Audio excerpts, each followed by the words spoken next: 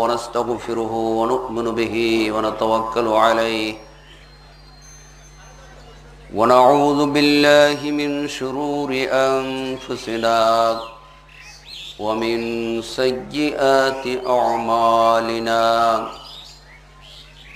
من يهده الله فلا مضل له ومن يضلله فلا هادي له ونشهد أن لا إله إلا الله وحده لا شريك له ونشهد أن محمدا عبده ورسوله أما بعد فإن خير الحديث كتاب الله وخير الهدي هدي محمد صلى الله عليه وسلم وشر الأمور محدثاتها وكل محدثة بدعة وكل بدعة ضلالة وكل ضلالة في النار أعوذ بالله من الشيطان الرجيم بسم الله الرحمن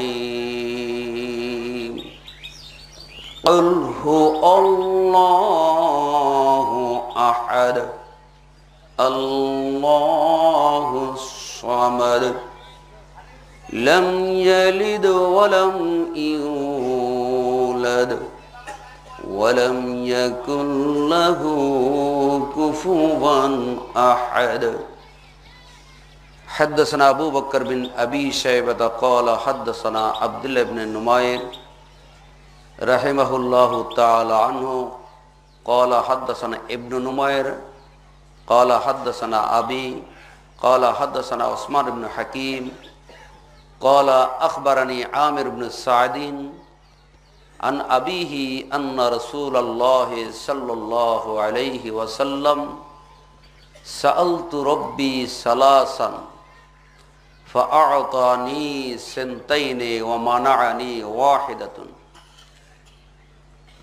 سألته أن لن يهلك أمتي بسنة فأعطانيها وسألت أن يهلك أمتي بالغرق فأعطانيها وسألته أن يجعل بأسهم بينهم فمنعنيها رواه البخاري ومسلم أو كما قال النبي صلى الله عليه وسلم حدثنا المكي بن إبراهيم وقال حدثنا يزيد بن عبيد عن أبي سلمة هو ابن الأقوى عن النبي صلى الله عليه وسلم قال من يقول علي ما لم أقل فليتبوأ مقعده من النار رواه البخاري حدثنا معاذ العنبري قال حدثنا أبي قال حدثنا محمد بن المثنى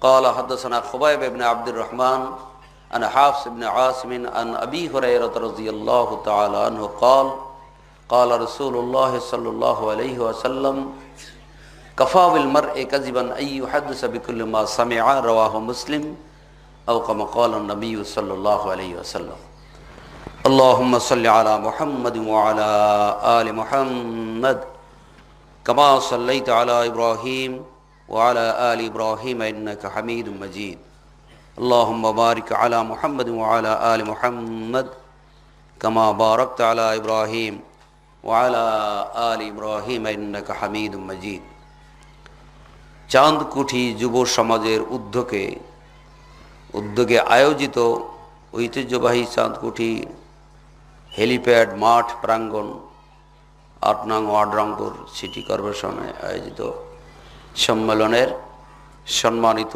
সভাপতি,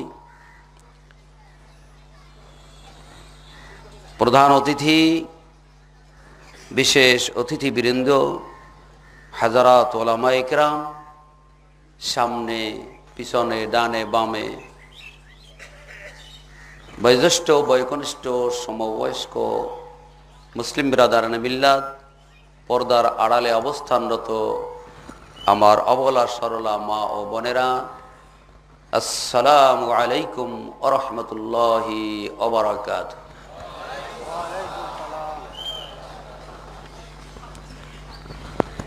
আহলে হাদিসদের মধ্যে প্রচলন রয়েছে যে আগে উঠে সালাম দেওয়া হয়, তারপরে কথা বলা হয়।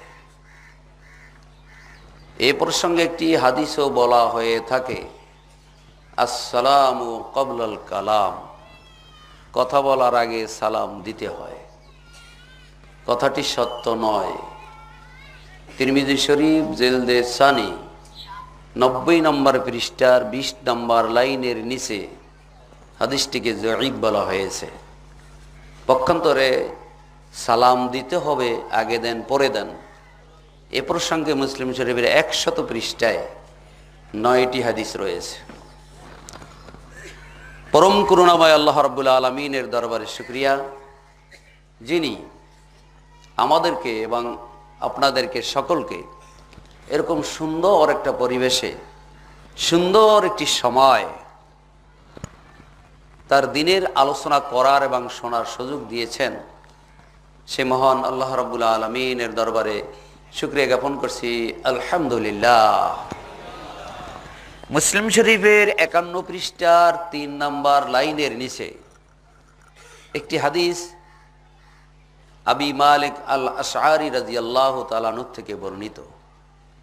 তিনি বলেছেন, রাসূল সাল্লাল্লাহু আলাইহি ওয়াসাল্লাম বলেছেন, আলহামদুলিল্লাহ তামলাউল মিজান, আলহামদুলিল্লাহ বলে তার নেকির পাল্লা ভারী করে দেওয়া হবে। ওয়া সুবহানাল্লাহি ওয়া আলহামদুলিল্লাহ ওয়া তামলাআন ওয়া তামলাউ মা বাইনাস সামাই ওয়াল আরদ, সুবহানাল্লাহ এবং আলহামদুলিল্লাহ বললে তাকে এত নেকি দেওয়া হবে, আসমান আর জমিনের ফাঁকা পূরণ করতে যত নেকির প্রয়োজন। পরম করুণাময় আল্লাহ রাব্বুল আলামিনের দরবারে শুকরিয়া জানাই, যিনি আপনাদের মতো সুধীবৃন্দদেরকে আজকের এই দিনের অধিবেশনে সমবেত হওয়ার তৌফিক দিয়েছেন। রব্বুল আলামিন আপনাদেরকে আমাদেরকে এই সম্মেলনকে জরিয়া করে কিয়ামতের মাঠে যেন আল্লাহ মাফ করে দেন।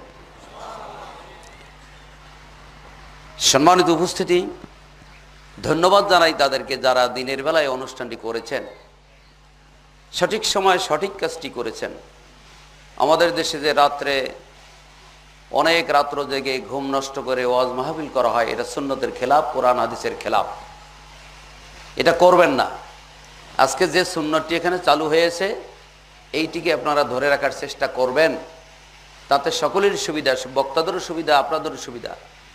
কোনো লাইটিংয়ের ব্যবস্থার প্রয়োজন নেই, অতিরিক্ত খরচার ব্যবস্থা নেই, অতিরঞ্জিতর কোনো ব্যবস্থা নেই, লাইটিংয়ের ব্যবস্থা নেই, ওই জাগজিগ করে এ সমস্ত কিছুই দরকার নেই।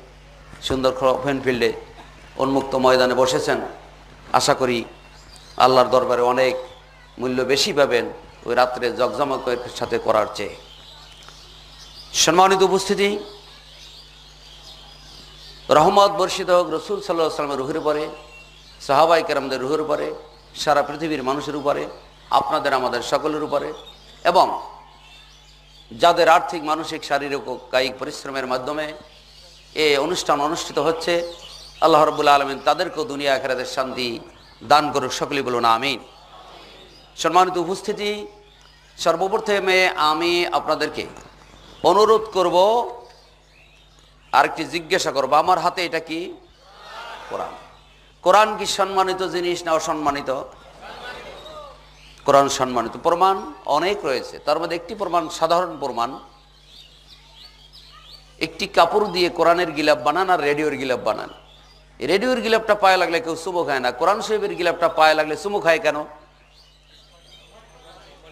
তাহলে বুঝতে পেরেছেন, কোরআনের সাথে মিলার সাথে তার সম্মান আল্লাহ বাড়িয়ে দিয়েছে।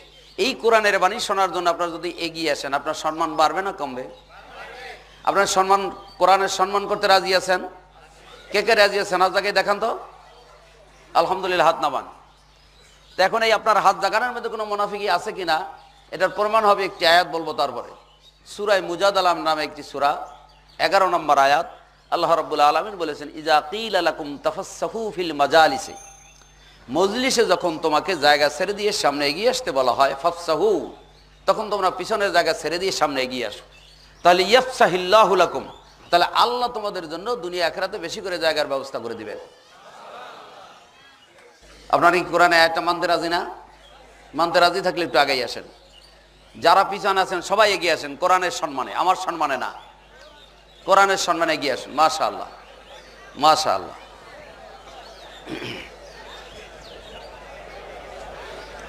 মাশাআল্লাহ, মাশাআল্লাহ।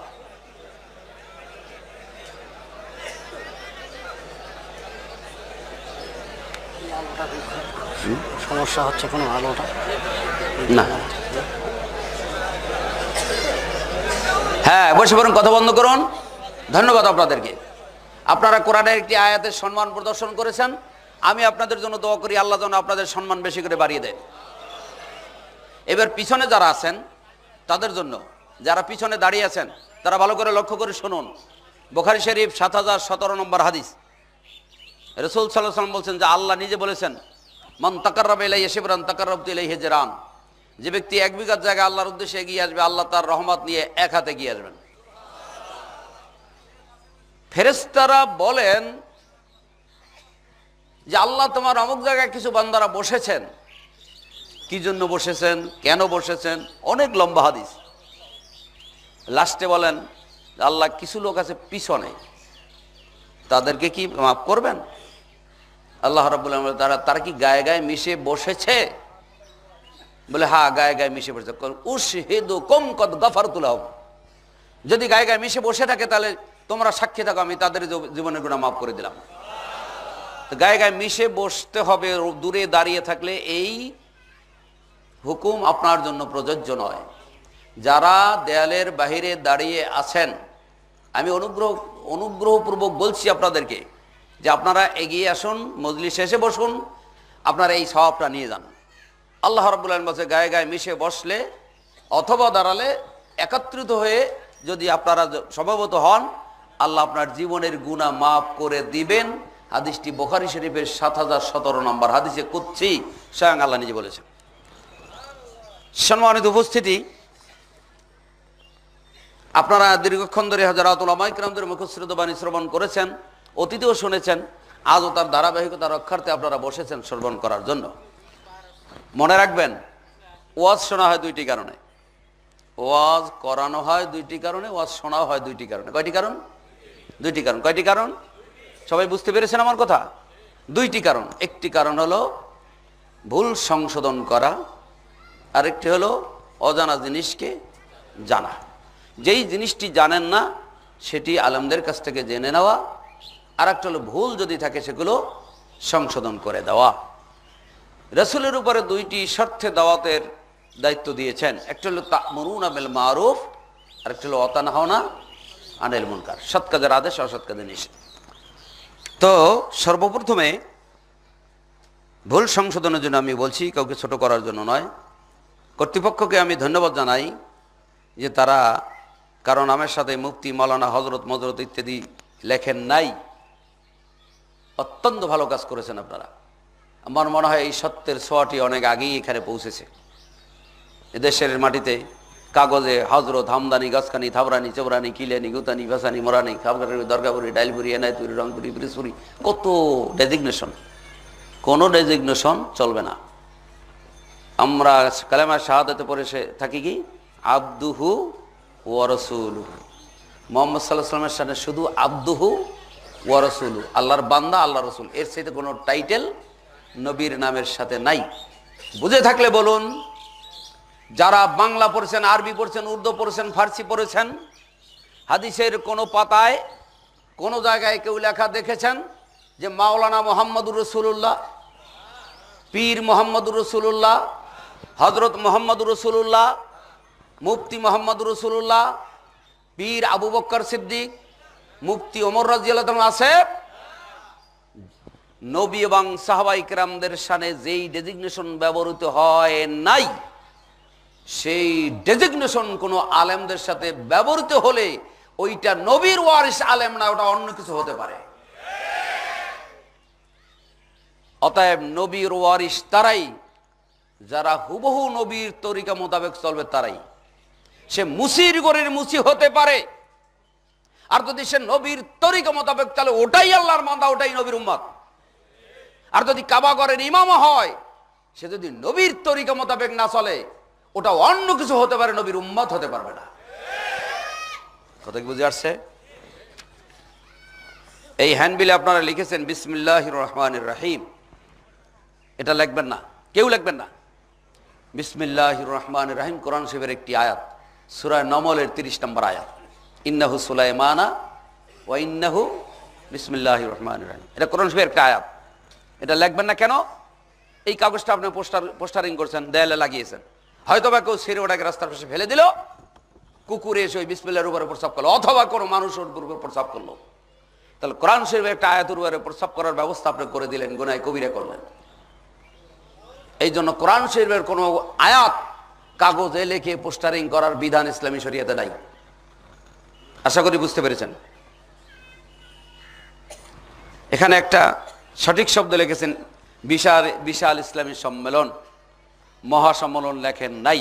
ধন্যবাদ আপনাদেরকে। মহা শব্দটা শুধু আল্লাহর জন্য ব্যবহৃত হয়, মহাসম্মেলন হতে পারে না, সম্মেলন হতে পারে। বিশ্ব ইজতেমা হতে পারে না, ইজতেমা হতে পারে। অতএব বিশ্ব ইজতেমা একটাই, সেটা আরাফাতের মত। সম্মানিত উপস্থিতি, ধন্যবাদ আপনাদেরকে। অন্য অন্য পোস্টারে যেরকম বেদাত থাকে তার অনেকটাই আপনাদের কাগজে নেই, এজন্য আমি আন্তরিক মোবারকবাদ জানাই। আরও ভালো হতো আমার নামের সাথে যদি শায়েকটাও না লিখতেন, তবু আরও ভালো হতো। শুধু আব্দুর রহিম, আলহামদুলিল্লাহ। যে নামে খুশি হয় সে আল্লাহর খুশির থেকে বঞ্চিত হয়। যে নিজের নাম ফুটানি ফাটানি করায় যে খুশি হবে, আল্লাহর রহমত থেকে সে বঞ্চিত হবে। ইজ্জতের মালিক অত ইজ্জু মাংতাসা অত জুল্লু মাংতাসা। ইজ্জতের মালিকও তিনি, বেইজ্জতি করার মালিকও তিনি। অতএব এগুলো খেয়াল রাখতে হবে। সম্মানিত উপস্থিতি, আমি আপনাদের সামনে সুপরিচিত একটি সূরা তেলাওয়াত করেছি, সূরাতুল ইখলাস, কুল হুয়াল্লাহর সূরা। সবাই হয়তো জানেন কম বেশি। কোরআন শরীফে আল্লাহর ওয়াহদানিয়াত তাওহীদ বুঝানোর জন্য পরিপূর্ণভাবে একটি সূরার মধ্যে সংক্ষিপ্ত আকারে আল্লাহ রাব্বুল আলামিন একটি সূরার মধ্যে বলেছেন। একটি সূরা, অন্য অন্য সূরার মধ্যে বিক্ষিপ্ত আকারে রয়েছে, কিন্তু পূর্ণাঙ্গ একটি সূরা যার মধ্যে আল্লাহর ওয়াহদানিয়াতকে বোঝানো হয়েছে, সেই সূরাটির নাম হলো সূরা ইখলাস। আল্লাহ রাব্বুল আলামিন বলছেন, কুল, নবী তুমি বলে দাও। নবী কি দিয়ে বলাচ্ছেন? নবী কি দিয়ে বলাচ্ছেন? ভাইজান না আমার, কথা বলো তো অনেক কথাই বলতে হয়, কিন্তু কোনটা যে আপনাদের মনোভূত হবে তাও জানি না, কোনটা যে আপনার মনের বিরুদ্ধে যাবে তাও জানি না। ওয়াজ করার জন্য, শোনার জন্য কিছু শর্ত আরোপ করেছেন আল্লাহ। সেই বক্তার ওয়াজ শোনা যাবে না, সেই বক্তার ওয়াজ শোনা যাবে না, সেই বক্তার ওয়াজ শোনা যাবে না যেই বক্তার মধ্যে দুইটি গুণ না থাকবে। বুঝে থাকলে বলুন কয়টি গুণ? কে বলছেন? এই ভুল করছেন। কে বলছেন? আমি বলছি। রাসূল বলো তো হাদিস বলতাম, আল্লাহ বলো তো আয়াত বলতাম। যতক্ষণ পর্যন্ত আল্লাহর আয়াত পেশ করানো হবে, যতক্ষণ পর্যন্ত নবীর হাদিস দলিল সহকারে প্রমাণ না করা হবে, ততক্ষণ পর্যন্ত ওই কথাটা আল্লাহর নয়, রসুলের নয়, আমার। বুঝছেন? সূরা নাহল 43 এবং 44 নম্বর আয়াত আল্লাহ রাব্বুল আলামিন বলছেন, ফাসআলু আহলা যিকরি ইন কুনতুম লা তা'লামুন। অজানা জিনিসকে তোমরা জ্ঞানীদের কাছ থেকে জেনে নাও দুইটি শর্তে। কার চেহারা সুন্দর, কে ফ্যাটম্যান, কে টলম্যান, কি থিন ম্যান, এগুলো দেখতে বলেন নাই। কার মুরিদ বেশি, কে কানতে পারে বেশি, কে হাসাইতে পারে বেশি, কে রুনালালারে ফেল করতে পারে সুর দিয়া, কে মমতাজরে ফেল করতে পারে ভাবভঙ্গিমে দিয়া, এটা দেখার বিষয় না, আদৌ দেখার বিষয় নয়। শর্ত দুইটি হলো বিল বাইয়িনাত অজ-জুবুর। বিল বাইয়িনাত অজ-জুবুর, ডিটেলস ভাবে, বিস্তারিত ভাবে, ব্যাড সাইড কি, গুড সাইড কি, পক্ষে কি, বিপক্ষে কি, সহি কি, জয়ীফ কি, বিস্তারিতভাবে প্রত্যেকটি জিনিস যিনি বুঝাইতে পারেন, প্রশ্নের উত্তর দিতে পারেন, তার কথা শুনবে অজ-জুবুর। আর বিস্তারিতভাবে বুঝাইলেই হবে না। এটা কোথার থেকে বললেন? এটা লেনিনের কথা না, স্টালিনের কথা না, ভলটেয়ারের কথা না, কার্ল মার্কসের কথা না, মাও সেতুনের কথা, লেনিন না, রবীন্দ্রনাথ ঠাকুরের কথা না, আল্লাহর কথা না, রসুলের কথা। এটা প্রমাণ দিয়ে বলতে হবে যে আল্লাহর কথা অমুক সূরা অমুক নম্বর আয়াত, রসুলের কথা অমুক হাদিস অমুক নম্বর পৃষ্ঠা অমুক নম্বর হাদিস। এটা ডিটেলস ভাবে যিনি বলতে পারবেন তার ওয়াজ শুনবেন। এইটা যিনি বলতে পারবেন না তার ওয়াজ শোনা যাবে না। সূরা নাহল 43 এবং 44 নম্বর আয়াত। বুঝে থাকলে বলুন কথাটি এবার কার হলো? এবার বলতে পারেন কথাটি আল্লাহর। যতক্ষণ পর্যন্ত প্রমাণ না দেওয়া হবে ততক্ষণ পর্যন্ত ওই কথাটি আল্লাহর বা রসুলের হয় না। আমাদের দেশে ওয়াজ শোনার একটা প্রবণতা, একটা কিউরিসিটি ফিল করছে অনেকের মধ্যে। সেটা হলো এই, যে বক্তব্য দেখ না কেন, কিন্তু আমার দলের মতে, আমার হুজুরের মতে, আমার পীরের মতে, আমার উস্তাদের মতে, আমার ইমাম সাহেবের মতে যদি হয় তাই মানবো, না সে মানবো না। এরকম কিউরিসিটি অনেকের মধ্যে ফিল করছে, কথা ঠিক কিনা? এই গোরামি অন্তর থেকে বের করে দিতে হবে। এই গোরামি বের করতেই হবে যদি হক পথে আসতে হয়। আমার হুজুরও ভুল করতে পারে, আমার বাবাও ভুল করতে পারে, আমার দাদাও ভুল করতে পারে, আমিও ভুল করতে পারি, আমিও ভুলের ঊর্ধ্বে নই। ভুল যখন ভুল হিসেবে প্রমাণিত হবে তখন ওটাকে বাদ দিয়ে সত্যটাকে গ্রহণ করতে হবে। তাইতে আমার প্রেস্টিজ হ্যাম্পার হোক আর নাই হোক, এটাই হলো মুমিনদের বৈশিষ্ট্য। আপনারা কি এই কথায় রাজি আছেন? যদি কোনো কথা তার বিপক্ষে, হুজুরের বিপক্ষে, দলের বিপক্ষে, মতের বিপক্ষে, পীরের বিপক্ষে যায় তো ফাল মারবেন, দৌড় মারবেন, উঠে যাবেন না রাগ করবেন? কিছু করবেন না। দলিলের ভিত্তিতে যে কথাটি হক বলে, সত্য বলে প্রতীয়মান হয় সেটাকে অবনত শিরে আমরা মেনে নিব। উঠে যাব না, চলে যাব না, ফাল মারবো না, দৌড় মারবো না, সমালোচনা করবো না, ক্রিটিসাইজ করবো না। কে কে রাজি আছেন? হাত জাগান, হাত নামান। আল্লাহ রাব্বুল আলামিন তার নবীকে দিয়ে বলাচ্ছেন, কুল, তুমি বলো। কাকে দিয়ে বলাচ্ছেন? রাসূলকে দিয়ে বলাচ্ছেন, হে নবী তুমি বলো। আচ্ছা, আল্লাহ রাব্বুল আলামিন নিজে বলতে পারতেন না? আমার দিকে তাকান। আল্লাহ নিজে এখানে এসে বলতে পারতেন না যে আমি আল্লাহ বলছি তোমরা শোনো? পারতেন কি না? তা না বলে তিনি রসুলকে দিয়ে বলালেন কেন? কারণ আছে না নাই? আছে। কি কারণ?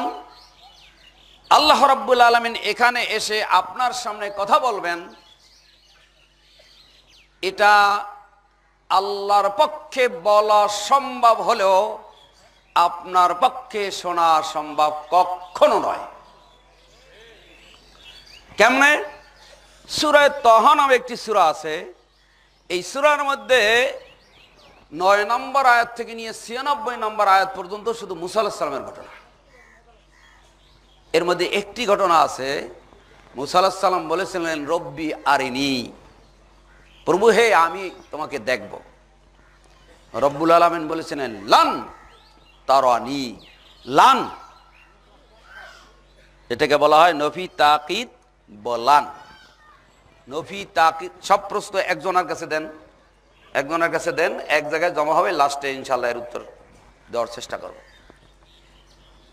লান তাকিদ, এই লান কোন ক্ষেত্রে ব্যবহৃত হয়? অতীতকালে কোনো কাজকে জোরালো ভাবে বোঝানোর জন্য,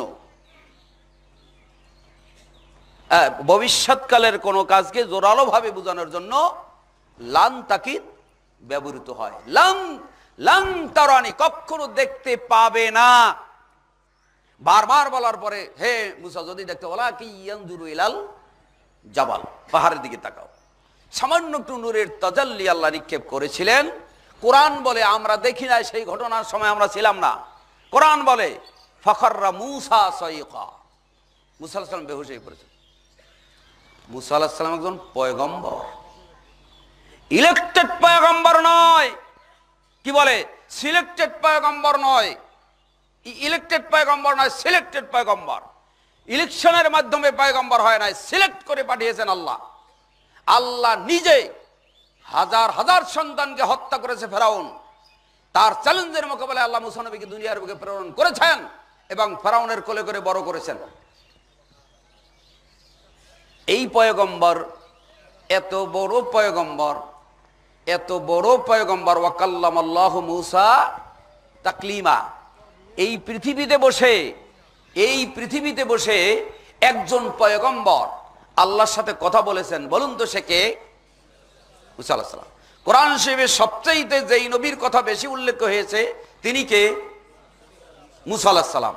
এই মূসা আলাইহিস সালামের মতো লোক নূরের তাজাল্লি ধারণ করতে সহ্য করতে পারে নাই, সামান্য। এবার বুঝতে পারলেন, যেই সামান্য নূরের তাজাল্লি পয়গম্বর সহ্য করতে পারে নাই, সেই নূরের তাজাল্লি এখানে এসে যদি আপনার সামনে বক্তব্য দিত, সব পুরে সরকার হয়ে যেত।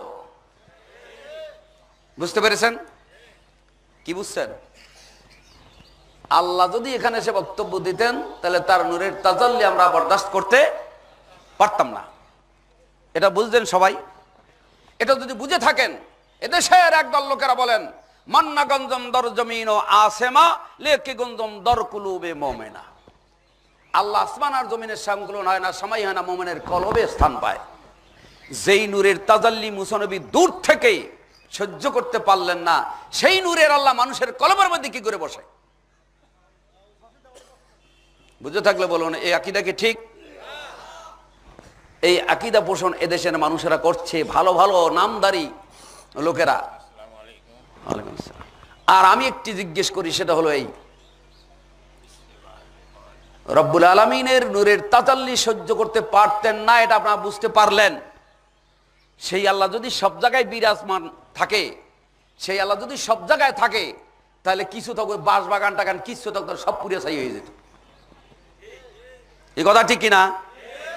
এই জন্য যারা বাঁশ বাগান টাগান, আমের বাগান, বাঁশের বাগান সব পুড়ে ছাই করতে চায়, তাদের বিশ্বাস হইল আল্লাহ সব জায়গায় বিরাজমান।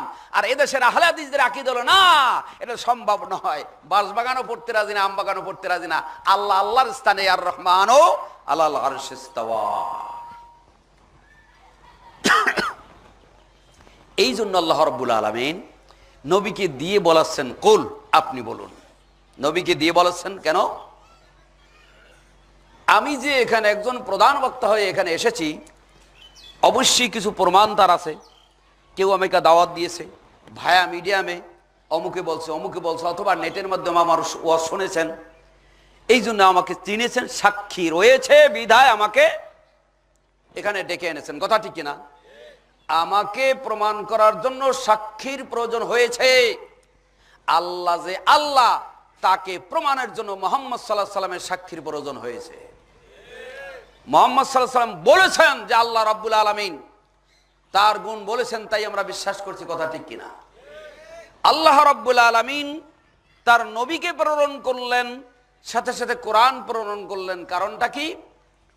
কোরআন শরীফ যদি এমনে এমনে যদি আসতো, আর এমনে এমনে যদি কেউ নিয়ে বলতো এই যে কোরআন শরীফ আল্লাহর বাণী মানো, কেউ মানতাম না। মানতেন? মুহাম্মদ সাল্লাল্লাহু আলাইহি সাল্লাম বলছেন যেটা আল্লাহর বাণী, এই জন্য আমরা মানি। কথা ঠিক কিনা?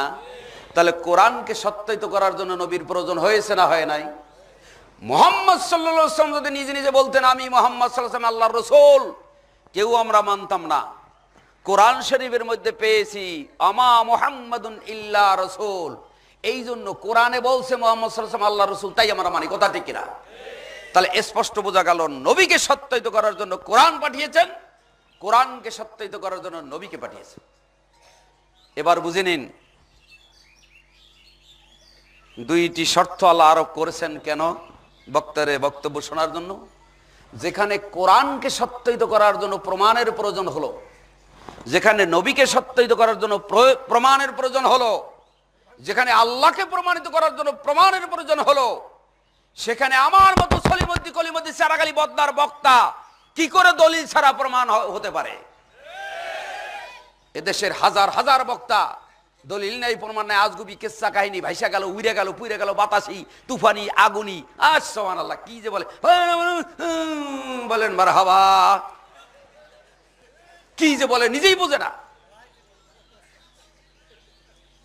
যেখানে আল্লাহর কথা দলিল প্রয়োজন হয়, যেখানে নবীকে প্রমাণ করতে হলে দলিলের প্রয়োজন হয়, যেখানে কোরআনকে সত্যায়িত করার জন্য দলিলের প্রয়োজন হয়, সেখানে বাংলাদেশের বক্তাকে প্রমাণিত করার জন্য দলিল প্রয়োজন হবে না।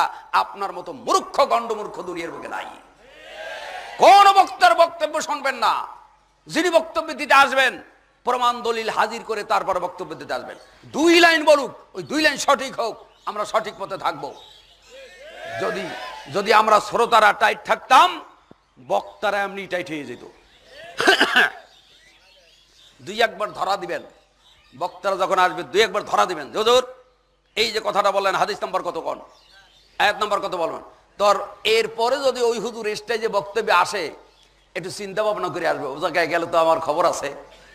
কি কথা ঠিক কিনা? সম্মানিত উপস্থিতি, আল্লাহ নবী কি দিয়ে বলেছেন, নবী তুমি বলো, মানুষের শরীরের মধ্যে 3টি জিনিস আছে, রক্ত, কি বলে হাড্ডি, মাংস আর শিরা। হাড়, মাংস, শিরা। শিরা বুঝেন, রগ কয়টা হলো?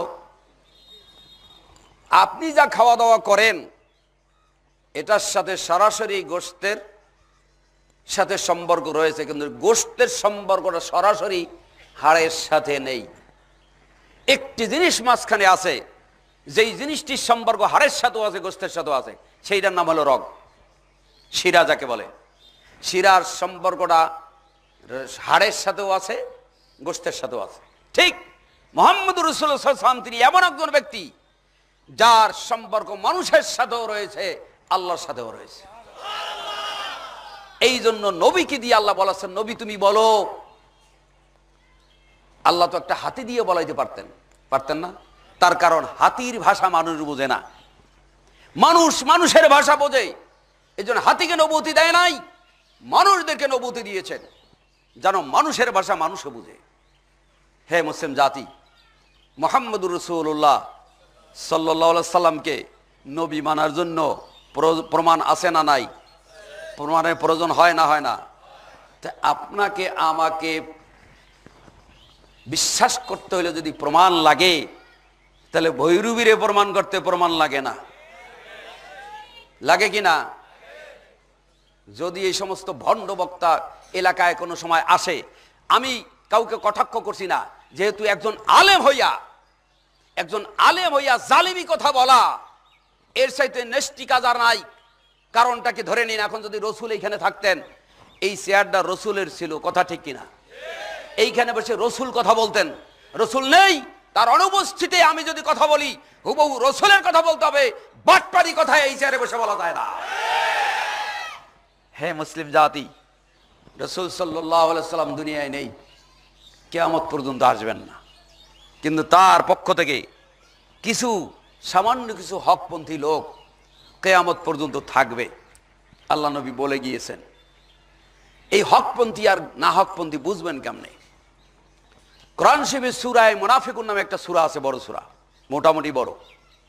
এই সূরার মধ্যে মুনাফিকের বৈশিষ্ট্য বলতে গিয়ে আল্লাহ রাব্বুল আলামিন একটা শব্দ ব্যবহার করেছেন যে মুনাফিক চিনবা কেমনে, বিশেষ করে মুনাফিক আলেম। তুজিবুকা আজসামুহুম, তাদের চেহারা বেশভূষা দেখলে মনে হয় ওরে বাবা, বাবারে বাবা, যাত্রেন। তার মানে তার দেখেন না, এখন এক ধরনের ফ্যাশনের বোরকা বেরোছে, চেহারা ভালো না থাকলে অন্তত বোরকার দিকে যেন মানুষে তাকায়, কি আছে কিনা? এরকম একদল আলেম হবে, চেহারা ভালো থাক আর খারাপ থাক, কিন্তু তার বেশভূষা মনে হবে যেন বিরাট একেবারে বুজুর্গানে রাইট মনে হবে। আল্লাহ এটা কোরআনের 1450 বছর আগে অ্যাডভান্স বলে দিয়েছেন, তুজিবুকা আজসামুহুম, তাদের চেহারা বেশভূষা দেখলে, পোশাকাদি দেখলে তুমি আশ্চর্যান্বিত হবে। আর একটা হলো তাসমা লিকাউলিহিম, তাদের কথা শুনবে, শুনতে ইচ্ছেই করবে, ভালোই লাগবে, শুনতেই ভালো লাগবে, রাত শেষ হয়ে যাবে তবে শোনা শেষ হবে না, এত সুন্দর করে মানুষ মজায় কথা বলতে পারবে। অথচ বিশ্বনবী কথা বলেছেন, ইজা তাকাল্লামা সালাসান, কথা যখন বলতেন অধিকাংশ সময় একটা কথা 3 বার করে বলতেন, লা আদুল লা আহসাহা, কোন ব্যক্তি যদি নবীর কথাগুলো গণতে চাইতেন একটা একটা করে গণনা করতে পারতেন। আর আমাদের দেশে সুর না দিলে ওয়াজ হয় না, এটা ওয়াজই না। কেউ হুজুর ওয়াজ করবে তুই গল্প লইছে কেন? কপাল জাতির এমন পড়া পুরিছে। সম্মানিত উপস্থিতি, তাই রাসূলকে দিয়ে বলেছেন, নবী আপনি বলুন হু আহাদ, আল্লাহ এক, আল্লাহ এক এবং একক, আল্লাহ এক। একের বিরুদ্ধে আরেকটা শব্দ ব্যবহার হয়েছে এখানে, আল্লাহুস সামাদ, তিনি কারো মুখাপেক্ষী নন, অমুখাপেক্ষী। শুনুন, আল্লাহ এক, তিনি কারো মুখাপেক্ষী নন।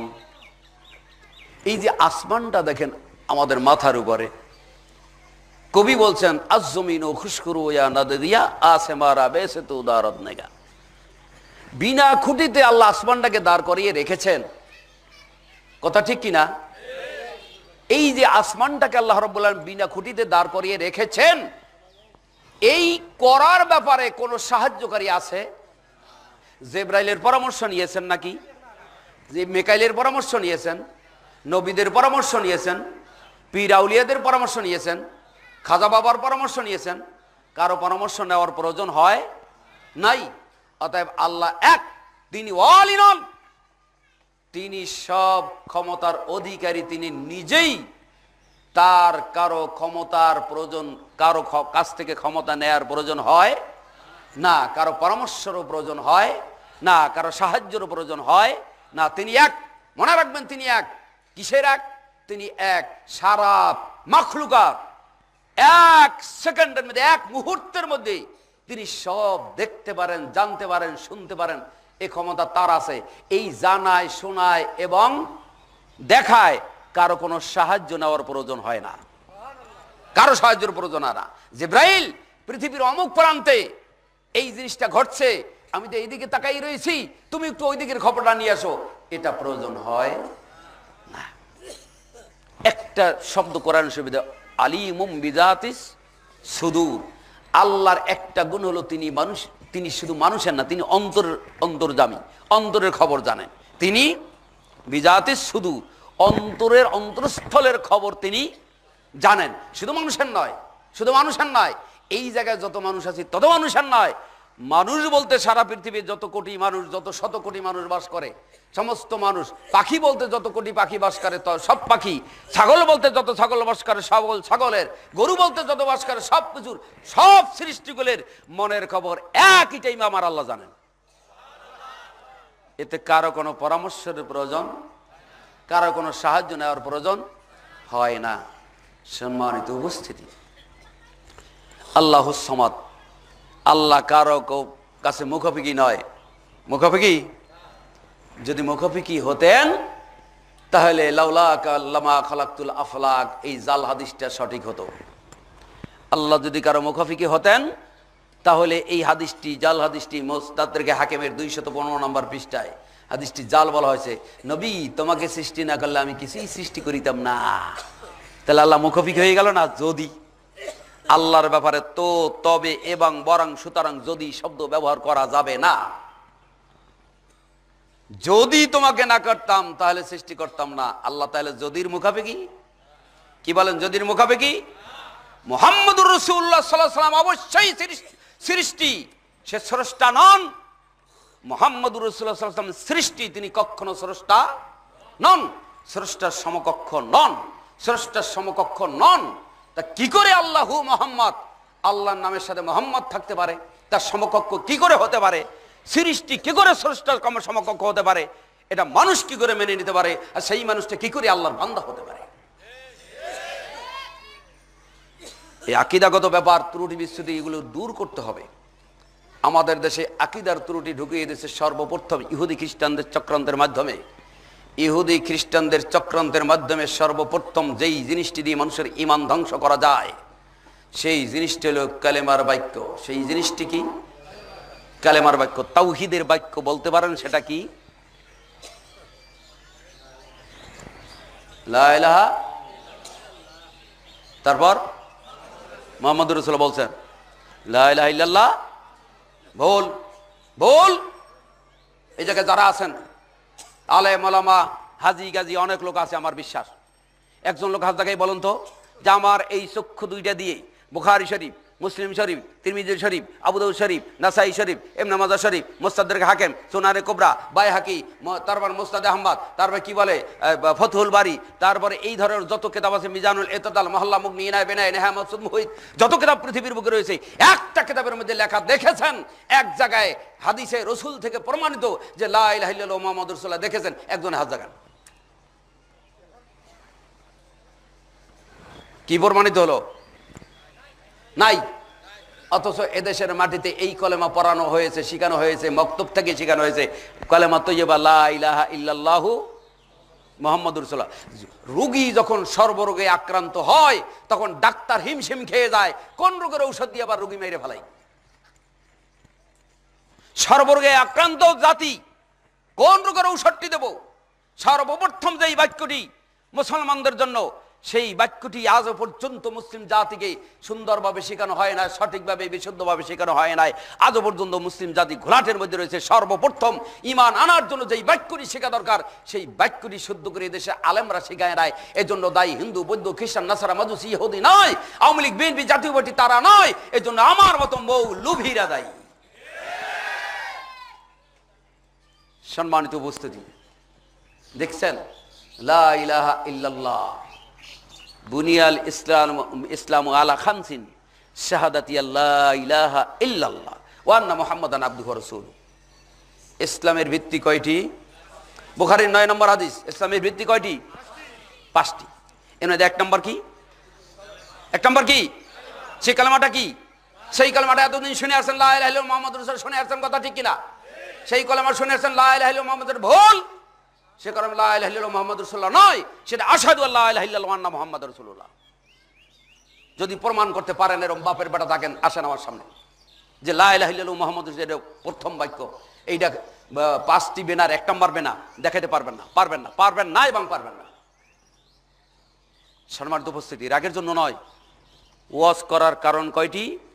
অজানা জিনিস জানা, ভুল সংশোধন করা। যে কলেমা পড়ে এতদিন ইমানদার দাবি করেছেন ওই কলেমা সঠিক নয়। শোনেন, আমার মতো এর সেই তো ভালো পোশাক পরে এসে স্টেজে বলবে, কে বলছে নাই? পতাকায় আছে, অমুক যে আছে, তমুক যে আছে, ঘোড়ার ডিমে আছে, ছাগলে আছে, এই বলবে হুজুর ফাউল কথা একটাও বলবেন না। আছে যেটা, যদি বলা ওনার পকেটে টাকা আছে তা তো দেখাবে, যদি বলে নাই, নাই তো দেখানোর প্রশ্ন নাই, যদি বলে আছে বলে তা দেখাও। যিনি বলছেন নাই, যেহেতু নাই কোরআন হাদিসে নাই, তিনি দেখানোর প্রশ্ন রাখে না। যে বলবে আছে, সাথে সাথে এখান থেকে দেখাইতে হবে, নালে কাঁঠাল গাছের সাথে বাইরে রাখবো, নালে এতদিন মুরগার রান যা খাইছেন তা দিয়ে যেতে হবে।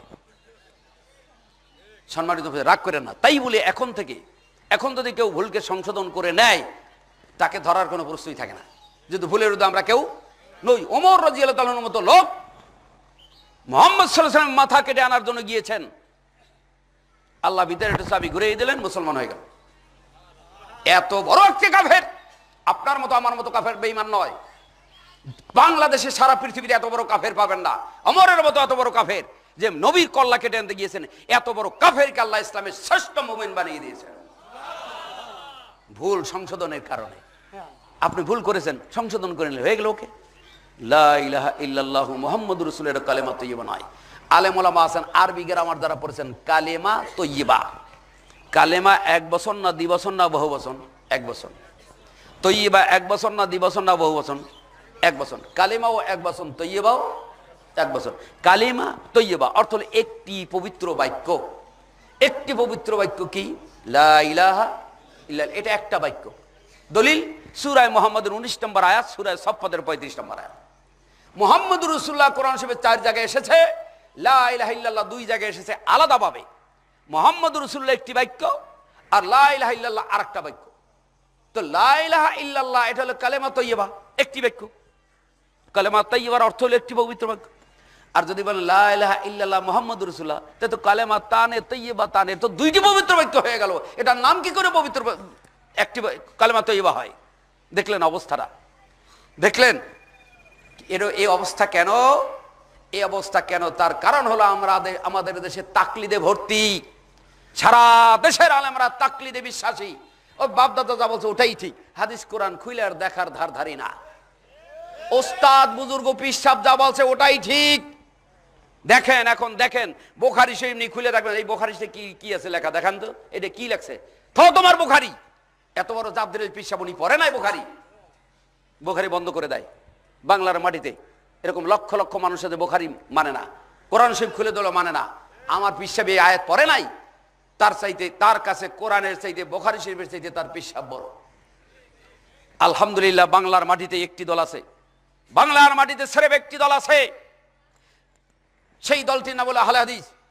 তার কাছে যদি বলা হয় অমুক পীরানে পীর দস্তগীর গাউসুস সাকালাইন মিসবাউল আরিফিন কুতুবে রব্বানী মাহবুব সুবহানী তিনি এই কথাটি বলেছেন, মানো সঙ্গে সঙ্গে বলবে তোমার কুতুবে রব্বানী হাদিস নাম্বার কত তাই দেখাও। কথা ঠিক কিনা? কোর্টে যখন যান, কোর্টে রায় হয় দলের ভিত্তিতে না দলিলের ভিত্তিতে? এক পক্ষে 1 লক্ষ মানুষ, আর এক পক্ষে একজন। 1 লক্ষ মানুষের দলিল জাল, আর একজন মানুষের দলিল রাইট। রায় কে পাবে? রায় কে পাবে? যার দলিলের ভিত্তিতে রায় হবে, দলের ভিত্তিতে নয়।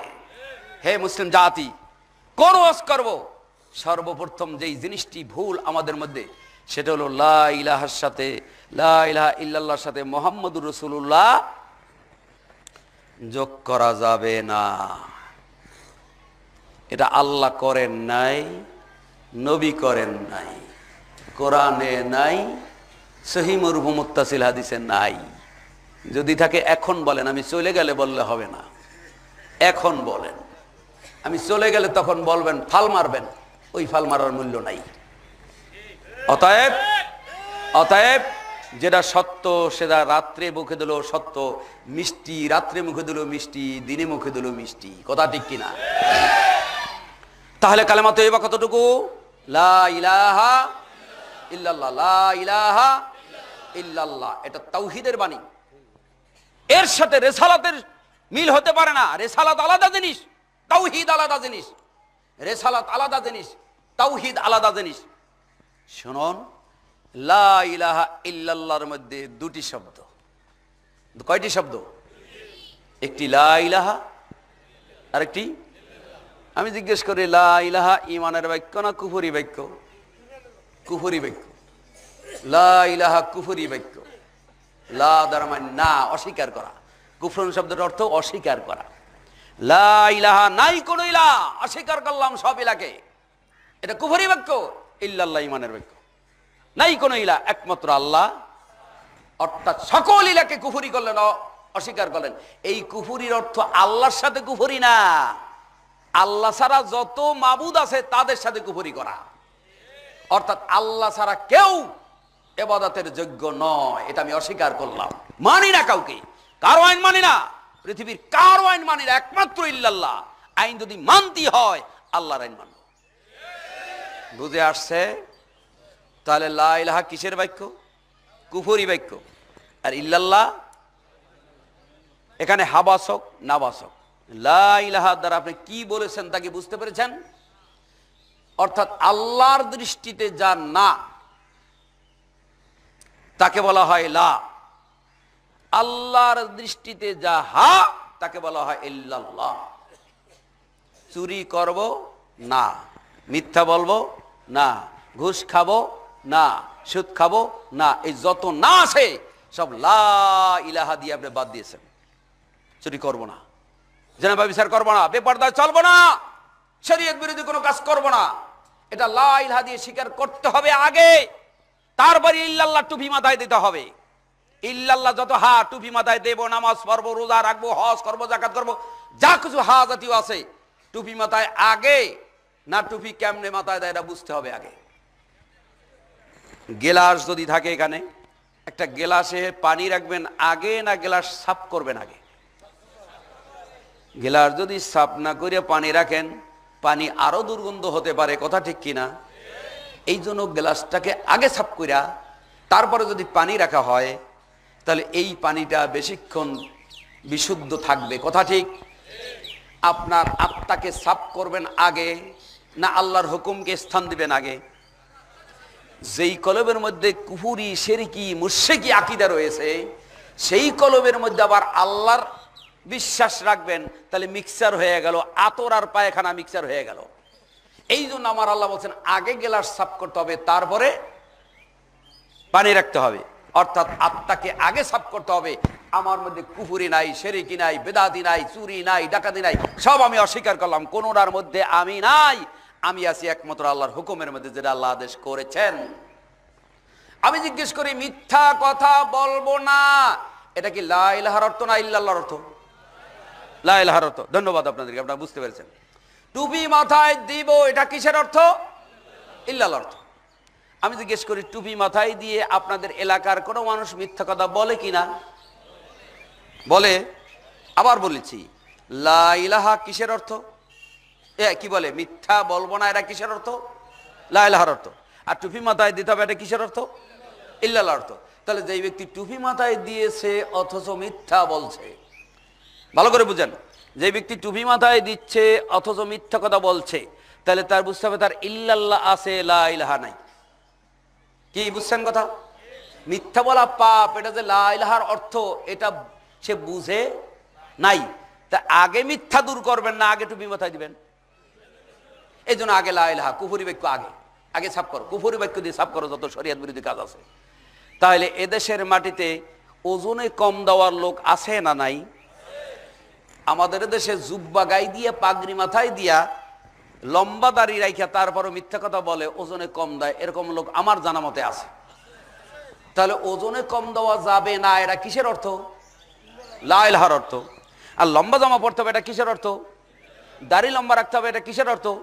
ইল্লাল্লাহ। তাহলে বুঝতে হবে এই লোকটা ইল্লাল্লাহ বুঝেছে, লা ইলাহা বোঝে নাই। 3 বার 4 বার হজ করে এসেও বন্দের জমি ঠিক মতো বুঝিয়ে দেয় না। আপনাদের এলাকা মনে হয় এরকম লোক নাই? তো বন্দের জমি বুঝিয়ে দিতে হবে, এই জিনিসটি তিনি বুঝেন নাই। অর্থাৎ বন্দের জমি ঠকাইয়া খাওয়া যাবে না, এটা কিসের অর্থ? লা ইলাহার অর্থ। আর বন্দের জমি ঠিকমতো বাপ মরার সাথে সাথে বুঝিয়ে দিতে হবে, এটা কিসের অর্থ? তাই লোক হজ করতে হবে, এটা ইল্লাল্লাহর অর্থ। হজ বুঝেছে, ইল্লাল্লাহ বুঝেছে, হজ একবারের জায়গায় 5 বার করছে, কিন্তু সে ব্যক্তি এখনো বন্দের জমি ফিরিয়ে দেন নাই। তার মানে অর্থ হলো এই ব্যক্তি হজ বুঝেছে, ইল্লাল্লাহ বুঝেছে, কিন্তু লা ইলাহা এখনো বুঝে। তো যেই দেশের মাটিতে, যেই দেশের মুসলমানরা টুপি আছে, দাড়ি আছে, জুব্বা আছে, পাগড়ি আছে, বিশ্বাস আছে, ভক্তি আছে, খুশু আছে, খুদু আছে, গোষ্ঠীশুদ্ধ সব আছে, কিন্তু লা ইলাহা নাই। আমি জিজ্ঞেস করি এইখানে নেগেটিভ আর পজিটিভ দুইটি মিলায় সমন্বয়ে একটা বাতি জ্বলে, কথা ঠিক কিনা? যদি নেগেটিভ দিয়ে সারা জীবন টিপেন বাতি জ্বলবে, শুধু পজিটিভ দিয়ে যদি টিপেন সারা জীবন বাতি জ্বলবে। নেগেটিভ আর পজিটিভ উভয়টা যেমন সমভাবে প্রযোজ্য, ঠিক লা ইলাহা এবং ইল্লাল্লাহ উভয়টাই সমভাবে প্রযোজ্য। যতক্ষণ পর্যন্ত কোনো মানুষের মধ্যে সমভাবে লা ইলাহা ইল্লাল্লাহ প্রযোজ্য না হবে এবং কাজ না করবে, ততক্ষণ পর্যন্ত দুনিয়ার বুকে ফুটানি ফাটানি মাতুব্বারি কুদ্দারি পদ্দারি যত কিছু আছে সব করতে পারবেন, কবরের বাতি জ্বলবে না।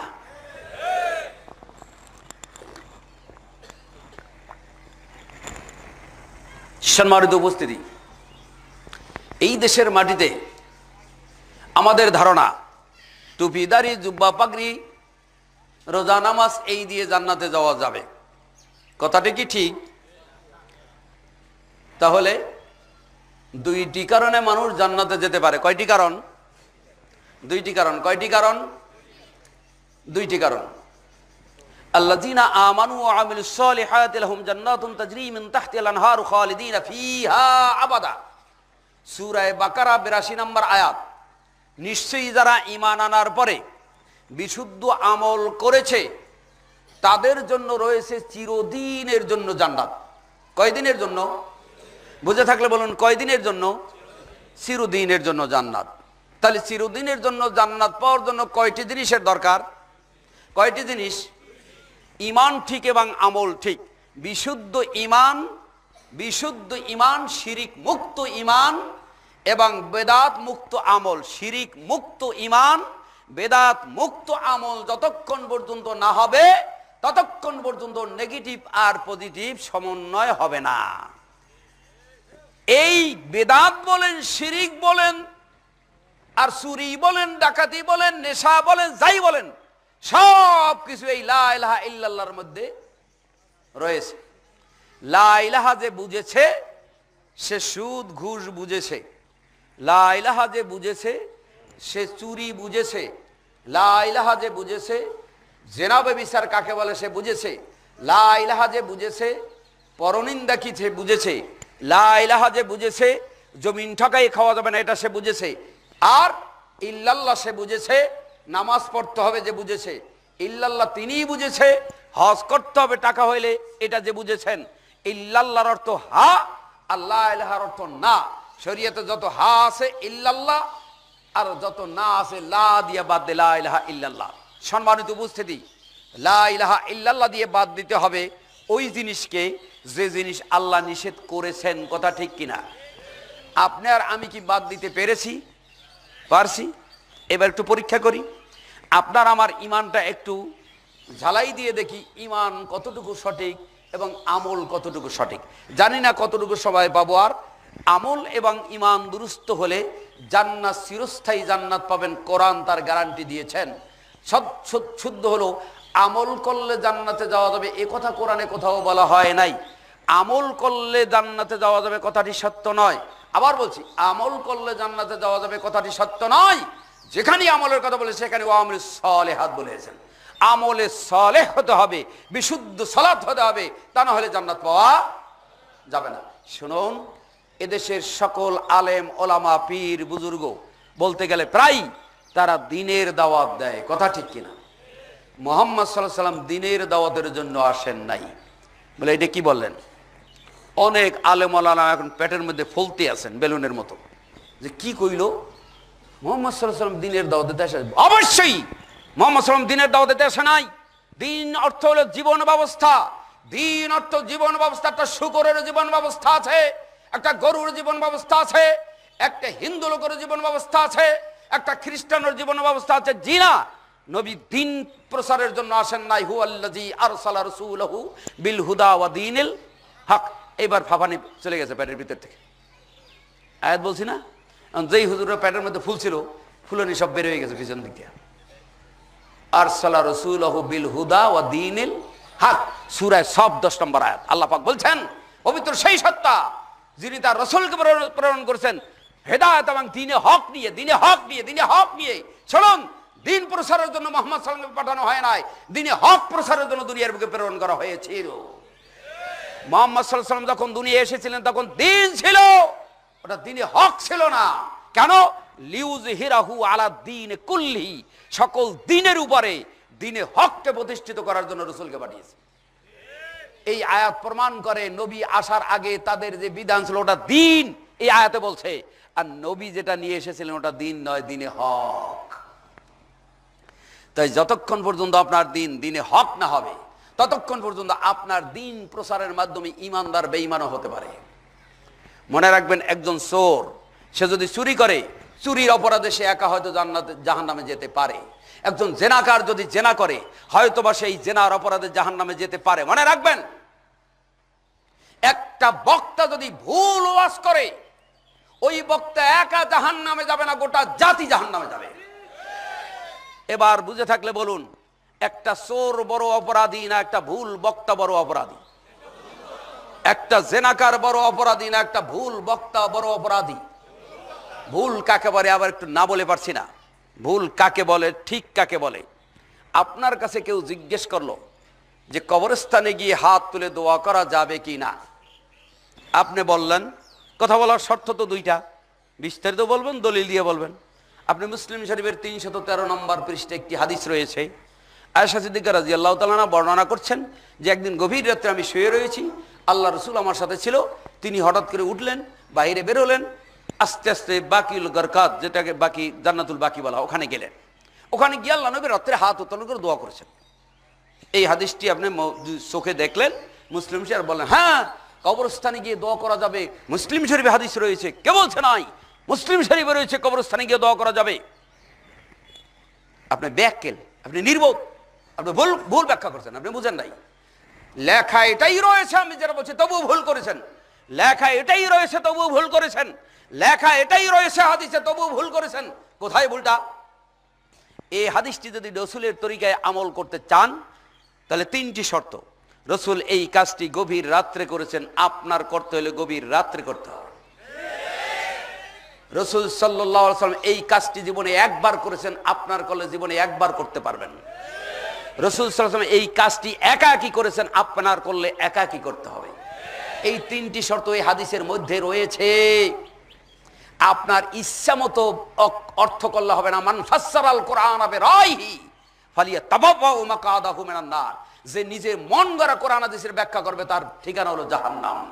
শুনুন, বুখারী শরীফ 17 পৃষ্ঠা 12 লাইনের পরে, হাদাসানাল মাকি ইবনে ইব্রাহিম ক্বালা হাদাসানা ইয়াজিদ ইবনে উবাইদ আনা আবি সালমা ইবনুল আকওয়া আন নবী সাল্লাল্লাহু আলাইহি ওয়াসাল্লাম ক্বালা মান ইয়াকুলু আলাইয়া মা লাম আকুল ফালিয়াতাবাওয়া মাকাদাহু মিনান নার। রাওয়াহুল বুখারী। বিশ্বনবী বলেছেন কোন ব্যক্তি আমার নাম দিয়ে কোন হাদিস বলে দিল যেটা আমি রাসূল মা লাম আকুল, যা আমি রাসূল বলি নাই, এরকম যদি কেউ বলে সেই বক্তার ঠিকানা জাহান্নাম। সেই বক্তার ঠিকানা কোথায়? তাহলে আপনার একটি প্রশ্ন এখানে রয়ে গেছে, সেটা হলো এই, রাসূল সাল্লাল্লাহু আলাইহি ওয়াসাল্লাম জীবনে একবার যেই কাজটি করেছেন সেই কাজটি উম্মতের জন্য সারা জীবন সুন্নাত। কি তাই তো? সবাই তাই বিশ্বাস করেন কিনা? হ্যাঁ, ধন্যবাদ। যারা না বলছেন তারা পাশের নাম্বার পেয়েছেন। সত্য নয়, কথাটি সত্য নয়। নবী সাল্লাল্লাহু আলাইহি ওয়াসাল্লাম জীবনে একবার করছেন, সেই কাজটা উম্মতের জন্য সারা জীবন সুন্নাত। ভুল ব্যাখ্যা।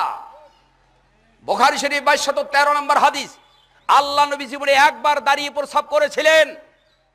যদি একবার নবী যেটা করছে ওটা যদি সারা জীবনের জন্য সুন্নাত হয়, তা আপনি কেন দাঁড়িয়ে প্রস্রাব করেন না?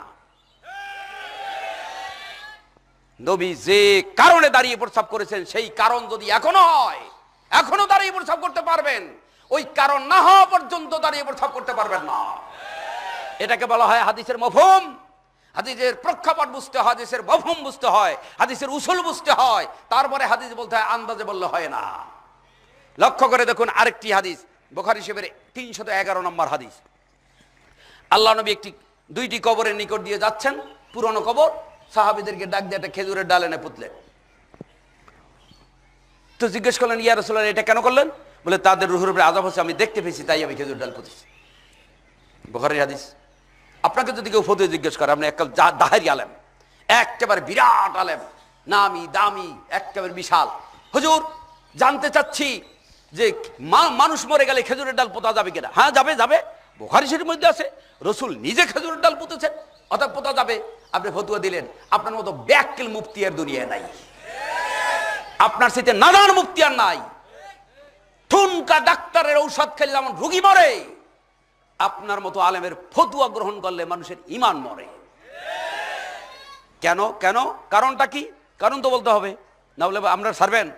জুতার বাড়িও তো দিতে পারেন। বিশ্বাস কি?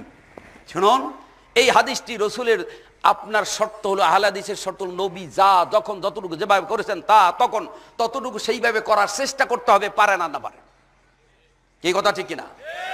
এই হাদিসটি যদি নবীর তরিকায় মানতে হয়, আপনার হাদিসটি বলার সময় বলতে হবে, খেজুরের ডাল পুঁততে পারবেন, তবে কিছু শর্ত আছে। হক বলার বাতিল বলার মধ্যে পার্থক্য কি দেখুন, বুঝে বলার না বুঝে বলার মধ্যে পার্থক্য কি দেখুন। আগে জিজ্ঞেস করেছিল খেজুরের ডাল পোতা যাবে? হ্যাঁ, বুখারী শরীফের মধ্যে আছে পোতা যাবে। এটা ভুল, ভুল অর্থ। আর সঠিক অর্থ কি? যে আপনি খেজুরের ডাল পুঁততে পারবেন, কিন্তু শর্ত আছে। কি? আল্লাহ রাসূল সাল্লাল্লাহু আলাইহি ওয়াসাল্লাম খেজুরের ডাল পুঁতেছেন, কিন্তু কোনোদিন নিজে বাড়িতে বসে পুঁতেন নাই। আপনিও বাড়িতে বসে পুঁততে পারবেন না। আল্লাহ নবী খেজুরের ডাল পুঁতেছেন, চলার পথে পুঁতেছেন। আপনিও পুঁতলে চলার পথে পুঁততে পারবেন, যদি নবীর তরিকায় পুঁততে চান। 3 নম্বর শর্ত, আল্লাহর নবী পুরনো কবরে পুঁতেছেন, নূতন কবরে নয়। আপনিও যদি পুঁততে চান, পুরনো কবরে পুঁততে পারবেন। 4 নম্বর শর্ত, আল্লাহ নবীকে জিজ্ঞেস করা হয়েছিল কেন বুঝেছেন? আল্লাহ নবী আযাব দেখেছেন, তাই আপনিও যদি কবরে আযাব দেখতে পান, তাহলেই কেবল খেজুরের ডাল পুঁতবেন, নচেত নয়। দেখলেন? দেখলেন?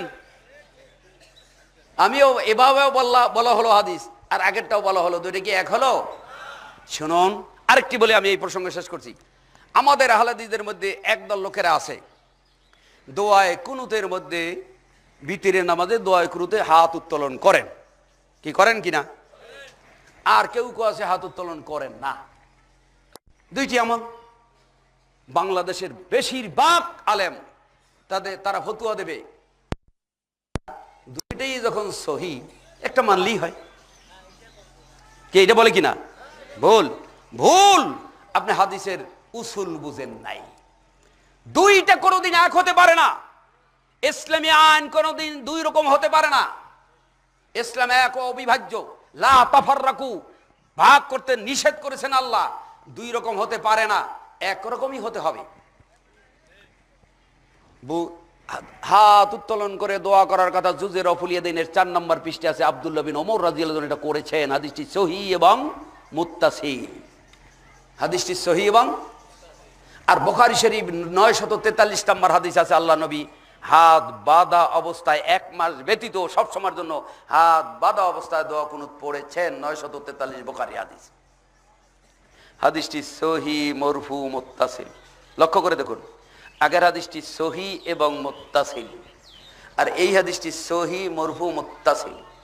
আপনি বলেন সহিহ একটা হইলেই হলো, মানলেন। জিনা জিনা আপনার হাদিস ব্যাপারে এখনো অজ্ঞতা রয়েছে। যেই ক্ষেত্রে সহিহ মরফু মুত্তাসিল হাদিস পাওয়া যাবে, সেই ক্ষেত্রে সহিহ এবং মুত্তাসিল হাদিস গ্রহণযোগ্য নয়। এইটা আব্দুল্লাহ বিন ওমরের আমল, আর এইটা রসুলের আমল।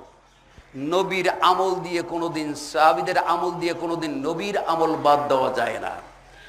ওমর রাদিয়াল্লাহু তাআলা গেলেন মসজিদের সম্মুখে, গিয়ে দেখলেন আউজাম মুতাফাররিকুন, বিক্ষিপ্ত অবস্থায় লোকেরা সালাত আদায় করছে।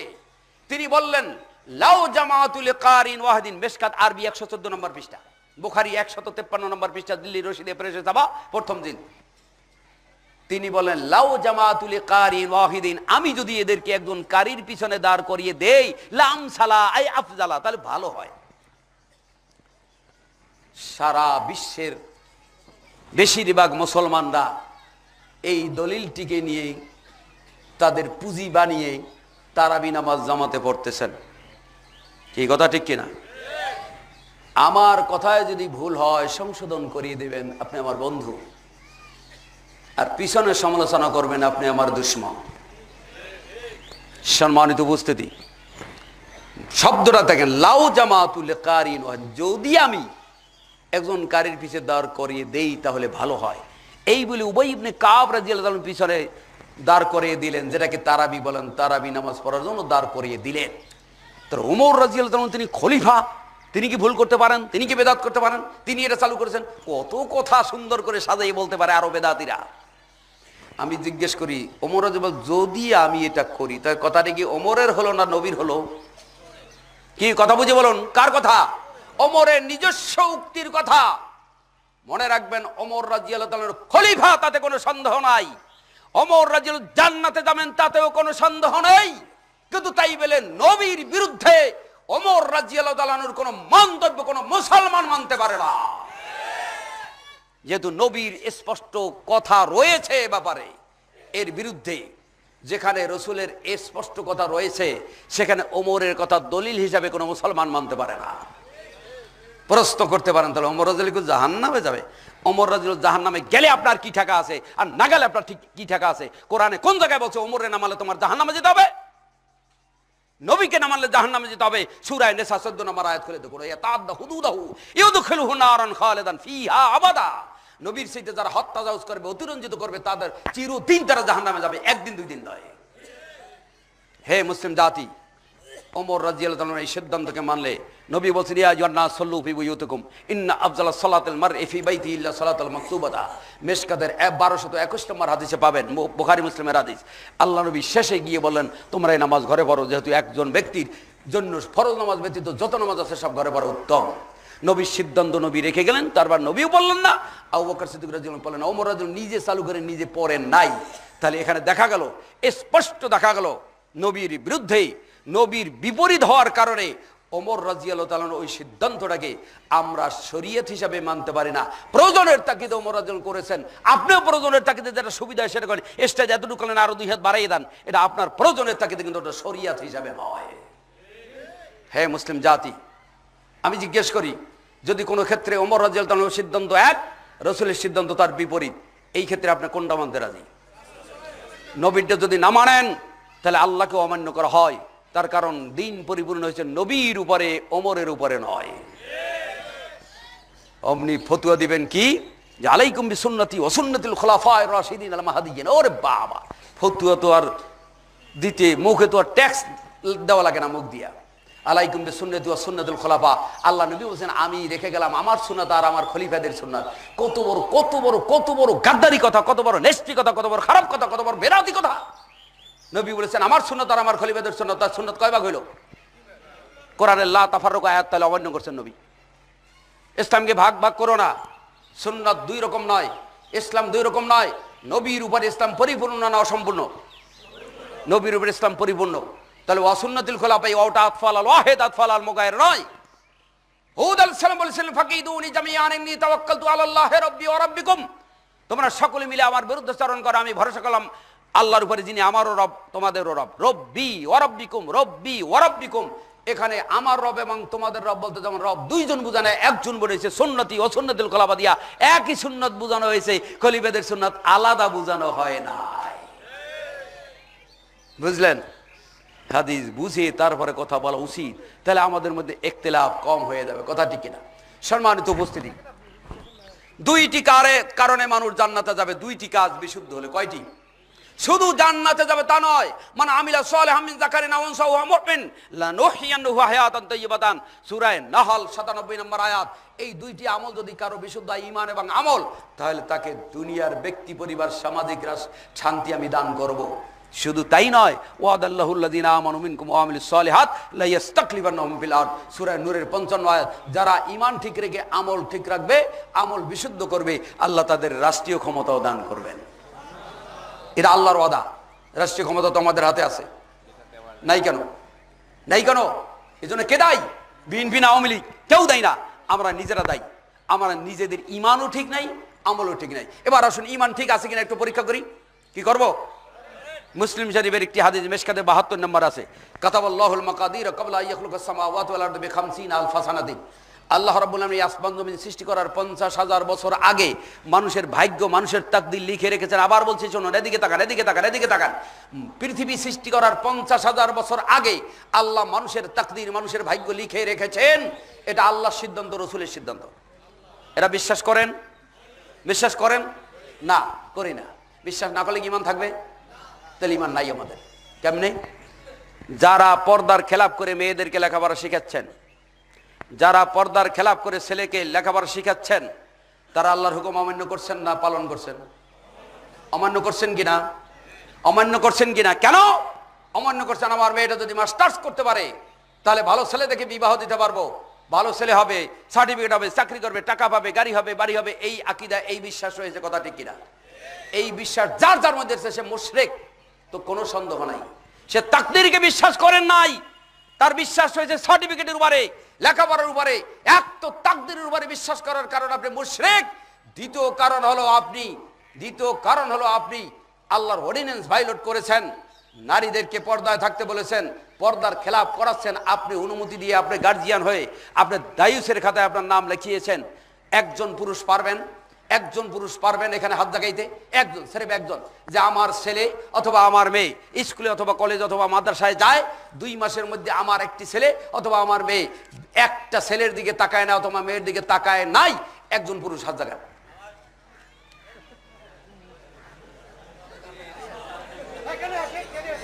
বুঝেন না? আবার বলছি, যাদের ছেলে উপযুক্ত বয়স্কা ছেলে মেয়েরা লেখাপড়া শেখে, তারা কি বলতে পারবেন যে আমার মেয়ে অন্য ছেলেদের দিকে তাকায় না, আর অথবা আমার মেয়ে অন্য ছেলের দিকে তাকায় না, অথবা আমার ছেলে অন্য মেয়েদের দিকে তাকায় না, 2 মাসের মধ্যে তাকায় নাই, এরকম গ্যারান্টি দিতে পারবেন একজনও? যার মেয়ে নেই তার বলা দরকার নেই। তাহলে আপনারা এই পরীক্ষায় পাস করলেন না ফেল করলেন? তাহলে ঈমানের বেলায় আপনারা পাস না ফেল?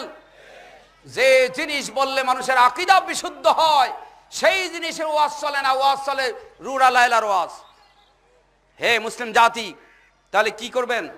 কি করবেন? এই আকীদা বাদ দিবেন, এই আকীদা বাদ দিবেন। আমার ছেলে অথবা আমার মেয়ে ও তাকদীরে যা নিয়ে এসেছে, মরার পূর্ব মুহূর্ত পর্যন্ত অতটুকুই পাবে। লেখাপড়া করলেও পাবে, না করলেও পাবে। অতএব আমি কোনো লেখাপড়ার উদ্দেশ্যে, সার্টিফিকেট উদ্দেশ্যে, চাকরি করার উদ্দেশ্যে, টাকা ইনকাম করার উদ্দেশ্যে হারাম পন্থা আমার ছেলেকে মেয়েকে লেখাপড়া শেখাবো না, কে কে রাজি আছেন? হাত দেখান তো, হাত নামান। তাহলে যদি ফিরে আসেন আল্লাহ মাফ করবেন, শুধু মাফ করবেন না, গুনাহ মাফ করে দেবেন এবং নেকের দ্বারা পরিবর্তন করে নেবেন। এরপরে জিজ্ঞেস করি, নামাজের মধ্যে বলে থাকি ওয়া ইয়াকা নাস্তাইন, আল্লাহ তোমার কাছে সাহায্য চাই এবং চাইবো, কথা ঠিক কিনা? সাহায্য কার কাছে চাইবেন? আল্লাহর কাছে। মনে থাকবে, আল্লাহর কাছে সাহায্য চাইবেন, কিন্তু আপনি কখনো আর কারো কাছে সাহায্য চাইবেন না, এই ওয়াদা আমাদের মধ্যে করেন প্রতিদিন, কথা ঠিক কিনা? তাই যদি হয় আপনার পকেটের মধ্যে ডিসি সাহেবের নাম্বার কেন, এসপি সাহেবের নাম্বার কেন? আপনার মোবাইলে ডিসি, এসপি, দারোগা, এমপি তাদের নাম্বার কেন? হ্যাঁ, আত্মীয়তার কারণে যদি নাম্বার রাখেন কোনো আপত্তি নেই, কিন্তু বিপদে পড়লে তারা সাহায্য করবে, আর সাহায্য করলে আমি বেঁচে যাব বা আমি মুক্তি পেয়ে যাব, এই উদ্দেশ্যে যদি কোনো সরকারি পাওয়ারফুল লোকের কোনো নাম্বার রেখে থাকেন, আপনি যতই ওয়াইয়াকা নাস্তাইন বলেন, ওই ওয়াইয়াকা নাস্তাইন দিয়া জান্নাত তো দূরের কথা, আল্লাহর কসম একটা পাওয়ারুটির ব্যবস্থাও হবে না। যেহেতু আপনি মুখে হইলেন আল্লাহ আর পকেটে হরি, হরে কৃষ্ণ, বুঝলেন? সব নাম্বার ডিলিট করতে হবে যদি এই উদ্দেশ্যে রাখেন যে আমি বিপদে পড়লে হ্যালো ডিসি সাহেব, হ্যালো এসপি সাহেব, হ্যালো এমপি সাহেব, আমি তো বিপদে পড়ছি, আমার বিপদটা একটু মোবাইল করে জানাই দেন। এই উদ্দেশ্যে কোনো নাম্বার রাখা যাবে না। কেন রাখা যাবে না? আল্লাহ পাক বলছেন লা তাখুযুহু সিনাতুন ওয়ালা নাওম, আল্লাহর কোনো ঘুম নাই এবং নিদ্রা নেই। যে কোনো টাইম, এনি টাইম আল্লাহকে ডাক দিলে আল্লাহ আপনার ডাকে সাড়া দিবে। অর্থাৎ কোনো ডিসিএসপির নাম্বার আপনার রাখার কোনো প্রয়োজন নেই। ডিসিএসপিকে ডাক দিচ্ছেন রাত ৩টার সময়, সে নাক ডেকে ঘুমাচ্ছে, আর আল্লাহ ঘুম যান না। আল্লাহর রাত ৩টায় ডাকেন আর ৫টা ডাকেন, যে কোনো সময় ডাকেন আল্লাহ ডাকে সাড়া দিবেন। এই আল্লাহর নাম্বার রাখবেন। আল্লাহর নাম্বার হলো ৯৯টা। কয়টা? সূরা আরাফ ১৭৯ নম্বর, ৯৯ নাম্বার। এই ৯৯ নাম্বার একসাথে টেপা লাগবে না, ৯৯ নাম্বারের একটা নাম্বার টেপলেও আল্লাহ সাড়া দেবেন। আব্দুর রহমান, রহিম, করিম, সত্তার, গফার, ৯৯। বলবেন 10 মিনিট আগে একটু ছেড়ে দিন। এখন ছেড়ে দেবো? নামাজের 10 মিনিট, নামাজের 10 মিনিট আগে। আমার তো কয়টা আজান দেন তো আমি জানি না, আমার সময়টা 10 মিনিট কম 6টার দিকে। আচ্ছা আচ্ছা আচ্ছা আচ্ছা, থামেন। আচ্ছা, জেহাদ করা একটা ভালো কাজ, কিন্তু নামাজ বাদ দিয়ে যদি জেহাদ করে, এটা ভালো হয় না খারাপ হয়? আচ্ছা, পাগড়ি বান্ধা ভালো কাজ কিনা, কিন্তু ল্যাংটা হয়ে যদি কেউ পাগড়ি বান্ধে, ভালো হবে না খারাপ হবে? খারাপ হবে। অতএব নামাজ বাদ দিয়ে ওয়াজ করতে কে বলছে আপনাকে? কে ওয়াজ শুনতে বলছে? শুনুন সংক্ষিপ্ত আকার, সেটা হলো এই যে এই ধরনের যত শিরিক আছে, এই শিরিকগুলো বাদ দিতে হবে কিনা? এই বাদ দিতে হবে। যতই রোজা নামাজ করেন কাজ হবে না। বিচির মধ্যে যদি দানা না থাকে, ওই বিচি যতই জমিনে বপন করেন গাছ হবে না। বিচি হইল ইমান, আর টুপি দাড়ি এগুলো হলো গাছের পাতা। আগে বিচি থাকতে হবে, তারপরে পাতা। বিচি না থাকলে পাতা আসবে কোথার থেকে? অর্থাৎ ইমান ঠিক রাখতে হবে না? হবে না? হবে কিনা? এইবার একটু বড় চোখের তা বলি, যাতে একটু অনেকে রাগ করবেন। কি বলবো? রাগ করবেন? বলতে তো হবেই, না বললে এই গাছে চাকরি দেবে আল্লাহ হুজুরে জানতো, কিন্তু বলে নাই। আমরা যারা সার্টিফিকেট অর্জন করেছি, তাদের ধারণা রয়েছে সার্টিফিকেটটা আছে বিদায় চাকরিটা পাইলাম। আপনার ছেলেকে পড়াচ্ছেন কেন আলিয়া মাদ্রাসায়, অমুক জায়গায় তমুক জায়গায় পড়াচ্ছেন কেন? সার্টিফিকেটের জন্য। যারা সার্টিফিকেটের উদ্দেশ্যে লেখাপড়া করবেন, তারা মুশরিক হয়েছেন। তার কারণ তাদের বিশ্বাস আল্লাহর উপরে নাই, সার্টিফিকেটের উপরে বিশ্বাস। যতক্ষণ পর্যন্ত ওই সার্টিফিকেট আগুন দিয়ে না পোড়াইতে পারবেন, ততক্ষণ পর্যন্ত আল্লাহর উপরে পূর্ণ বিশ্বাস হয়েছে এটা আল্লাহ মেনে নেবেন না। আর আল্লাহ পাক বলছেন ওয়ামাই তাওয়াক্কাল আলাল্লাহি ফাহুয়া হাসবুহু, যে আল্লাহর উপরে ভরসা করে চলবে, আল্লাহ পাক বলেন আল্লাহই তার জন্য যথেষ্ট, তার আর কিছুর প্রয়োজন নাই। কোনো সার্টিফিকেট ফার্টিফিকেট কিছুর দরকার নাই। যা দরকার আমি আল্লাহ সব ব্যবস্থা করে দেব। আমাদের মধ্যে এরকম আছে না নাই? হুজুরদের মধ্যে মনে হয় নাই। আমি জিজ্ঞেস করি, মেয়েদেরকে দেখা দেওয়া হালাল না হারাম? মেয়েদেরকে, পুরুষদেরকে কোন দিকে তাকাই থাকতে বলছে? কুল্লিল মুমিনিনা ইয়াগুযু মিন আবসারিহিম ওয়া কুল্লিল মুমিনাতি ইয়াগুযুনা মিন আবসারিহিন্না। পুরুষ নারী সকলের চোখের দৃষ্টি কোথায় রাখতে বলছেন? কোথায় রাখতে? সূরা নূর 30-31 আয়াত। কথা ঠিক কিনা? কোরআনের আইন কিনা? আমি হুজুর মাদ্রাসায় পড়াই, যুবতী মেয়েদেরকে সামনে নিয়ে পড়াই, চোখ যায় কিনা তার দিকে? তাহলে আল্লাহর হুকুমটা অমান্য করা হইল কিনা? মনে রাখবেন, একটা লোকে 2 রাকাত সালাত আদায় করলো, রুকু করলো, সিজদা করলো, কেরাত পড়লো, সবকিছু পড়লো, কিন্তু ওযু করলো না, নামাজ হবে না বাতিল? নামাজ হবে না বাতিল? জোরে বলো, নামাজ হবে না বাতিল? নামাজ বাতিল কি একটু না সম্পূর্ণ? ভুল করছে কয়টা? এক ভুলের কারণে যদি সম্পূর্ণ নামাজ বাতিল হয়ে যায়, কোরআনের একটা আয়াতকে যদি ইচ্ছাকৃতভাবে ভাইলেট করে, তার সম্পূর্ণ ঈমান বাতিল। সে বেঈমান। টুপি মাথায় দিলে হলো বেঈমান, দাড়ি রাখলো বেঈমান, ইমামতি করলো সে বেঈমান। এই জন্য শুধু রফিয়ে দান করার, জোরে হাত, বুকে হাত বাঁধা, জোরে আমিন বলা, এর নামই শুধু আহলে হাদিস নয়। সর্বাধিক কন্ট্রোল করে চলতে হবে।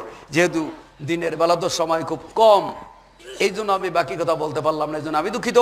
আল্লাহ বাঁচিয়ে রাখলে আবার দেখা হবে। কেউ উঠবেন না, প্রশ্ন উত্তর আছে, আর আমার কিছু বই পুস্তক আছে, ক্যাসেট আছে, বিভিন্ন বিষয়ের উপরে ক্যাসেট আছে, এগুলো নিয়ে যাবেন, প্রশ্নের উত্তর হবে। বসেন বসেন, প্রশ্নে এতক্ষণ তো আমার ইচ্ছা মতো বললাম, আর এখন আপনাদের ইচ্ছা মতো বলা হবে। আপনারা জানতেছেন সেই ইচ্ছা মতো বলেন, একজন বলে দেন। দিন কায়েমের সঠিক পদ্ধতি বলবেন। দিন কায়েমের সঠিক পদ্ধতি বলবেন কি? প্রশ্ন বুঝতে পারছেন? প্রশ্ন ওইখানে দেন, ওইখানে দেন। দিন কায়েমের সঠিক প্রশ্ন কি? দিন কায়েমের সঠিক পদ্ধতি, এটা জানতে চেয়েছেন। এদেশের মাটিতে এক এক দলের দিন কায়েমের পদ্ধতি এক এক রকম, কিন্তু এখানে প্রশ্নের মধ্যে একটু বাকি রয়েছে, আল্লাহর এবং আল্লাহর রসুলের তরিকা অনুযায়ী দিন কায়েমের সঠিক পদ্ধতি কি? কথা ঠিক কিনা? দিন কায়েমের সঠিক পদ্ধতি হইল কু আনফুসাকুম ওয়া আহলিকুম নারা, তুমি নিজেকে বাঁচাও এবং তোমার আহালকে বাঁচাও জাহান্নামের আগুন থেকে। আগে নিজের মাথার থেকে পা পর্যন্ত নিজের মধ্যে ইসলাম সেট করতে হবে, দিন সেট করতে হবে, তারপরে পরিবারের মধ্যে, তারপরে সমাজে, তারপরে রাষ্ট্রে। এটা হলো দিন কায়েমের ধারা।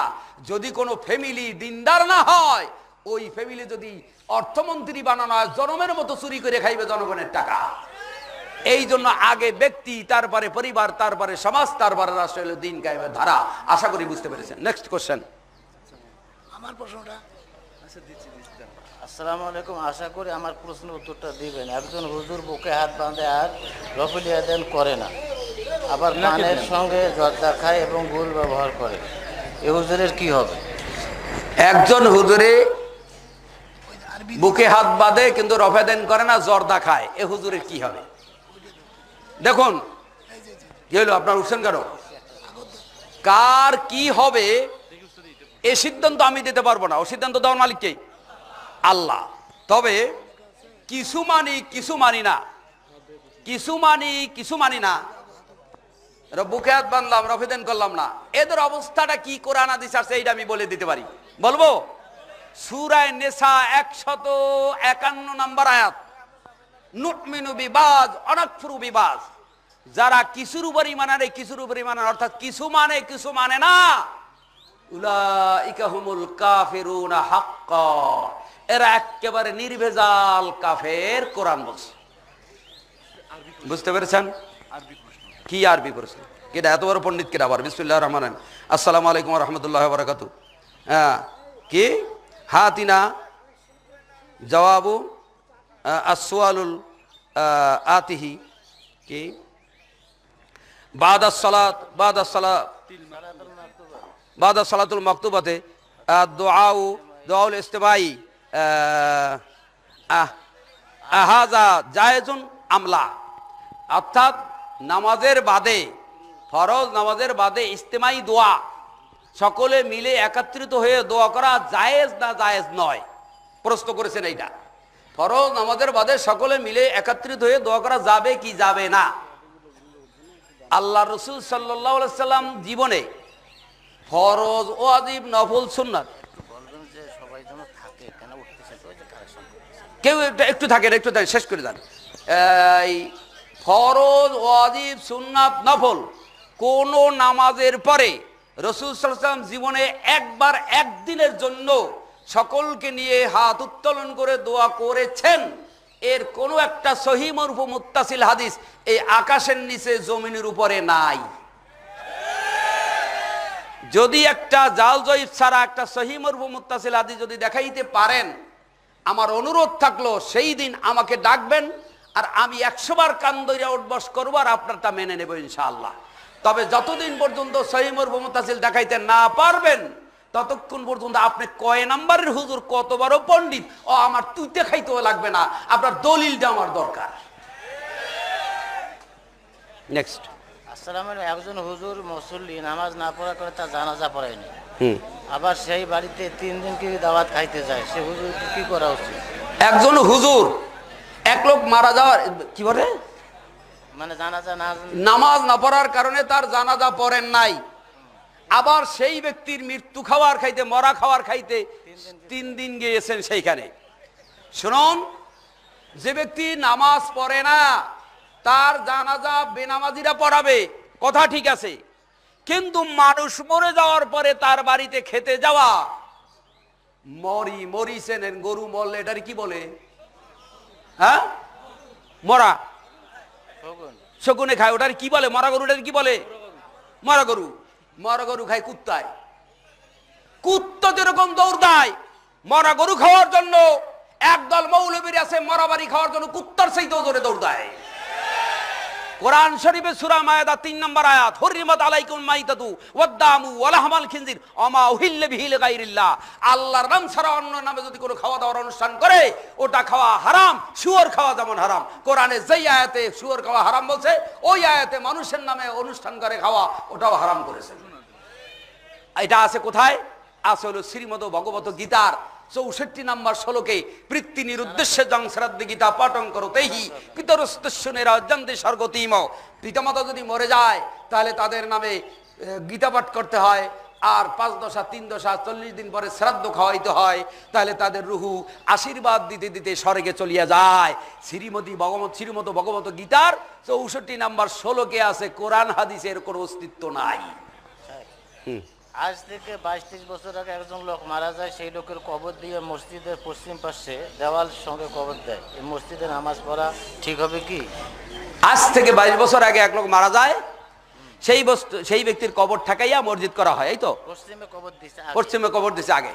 এখন পশ্চিমে যদি কবর থাকে, সামনে যদি দেয়াল থাকে, তাহলে নামাজ পড়তে কোনো অসুবিধা নাই। দ্বিতীয় কথা, যদি কবর সরাইয়াও যদি মসজিদ করতে মনে চায় বা প্রয়োজন হয়, কবরে হাড্ডিগুড্ডি সরাই অন্য জায়গায় দাফন দিয়ে ওখানেও আপনি মসজিদ করে নামাজ পড়তে পারবেন। হাদিসটি বুখারী শরীফে আধুনিক প্রকাশনী প্রথম খণ্ড 1734 নম্বরে। এখানে একটা বড় প্রশ্ন আছে, সারমর্ম কথা হচ্ছে যে একদিন একজন লোক রাসূলের কাছে বিচার চায়, ইহুদি, কিন্তু বিচারটা তার পক্ষে না হওয়ার কারণে। একদিন একটি ঘটনা, রাসূলের কাছে বিচার করেছেন এক ইহুদি এবং মুসলমান, ইহুদি এবং মুনাফিক মুসলমান, তারা বিচার নিয়ে গেছেন, বিচারের রায় দিয়ে দিয়েছেন, রায়টা হয়েছে ইহুদির পক্ষে, মুসলমানের পক্ষে হয় নাই। এই বিচারটা আবার নিয়ে ওমর রাদিয়াল্লাহু তাআলার কাছে দিয়েছেন, ওমর রাদিয়াল্লাহু বিচার করে দিয়ে তখন মুসলমানকে হত্যা করে ফেলেছেন। এই হাদিসটা সহিহ নয়, মুস্তাদরাক হাকিমের মধ্যে এটাকে জয়ী বলেছে। একজন আহলে হাদিস সম্পর্কে সব জানে কিন্তু মানে না, কারণ তার মান সম্মান নষ্ট হবে বিধায় তিনি মুসল্লিদেরকে কিছু বলে না, এই হুজুর অবস্থা কি? আহলে হাদিসের সবকিছু জানে কিন্তু মান সম্মানের বারে প্যারিস্টিসের হ্যাম্বার হয়ে যাওয়ার ভয়তে সে মানে না। এই লোকটা তার ইজ্জতের কারণে, মক্কার অধিকাংশ লোকেরা ইজ্জত হানির জন্য তারা সত্যকে মানতে পারে নাই। এই লোকটার হাসর হবে মক্কার ওই কাফেরদের সাথে যারা ইজ্জত হানির জন্য ইসলাম মানতে পারে নাই। আমি এটা দিলাম, একটু বলা, একটু আমাদের কি, এটা কি? সূরা রাদ 11 নং আয়াত এবং বনী ইসরাঈলের 30 নং। আমি কি হাফেজ নেই, আমি কি মুখস্থ জানি এটা কি বলছে? আমি তো আর হাফেজ না। বনী ইসরাঈলের 30 নম্বর আয়াতে বলেছে, আমি কোন জাতির ভাগ্য পরিবর্তন করি না যতক্ষণ না নিজেভাবে পরিবর্তন। হ্যাঁ, সূরা বনী ইসরাঈলে বলা হইলো যে আমি কারো রিজিক বাড়িয়ে দেই, এবং আমি এটা আপনাদের সূরা হাজ 51 নম্বর আয়াতে বলা হইলো, আমার আয়াত সমূহকে কেউ যদি ব্যর্থ করা প্রচেষ্টা চালায় তাহলে জাহান্নামে। এখন আপনি তো সব জানেন, কথা হলো ভাগ্য সম্পর্কে 3টা জিনিস বলা হইলো, একটা আয়াত আপনি একখানে বললেন, অন্য 2টা বললেন না, তাহলে এই 3টার সমন্বয়ে কোনো হাদিস আছে কিনা?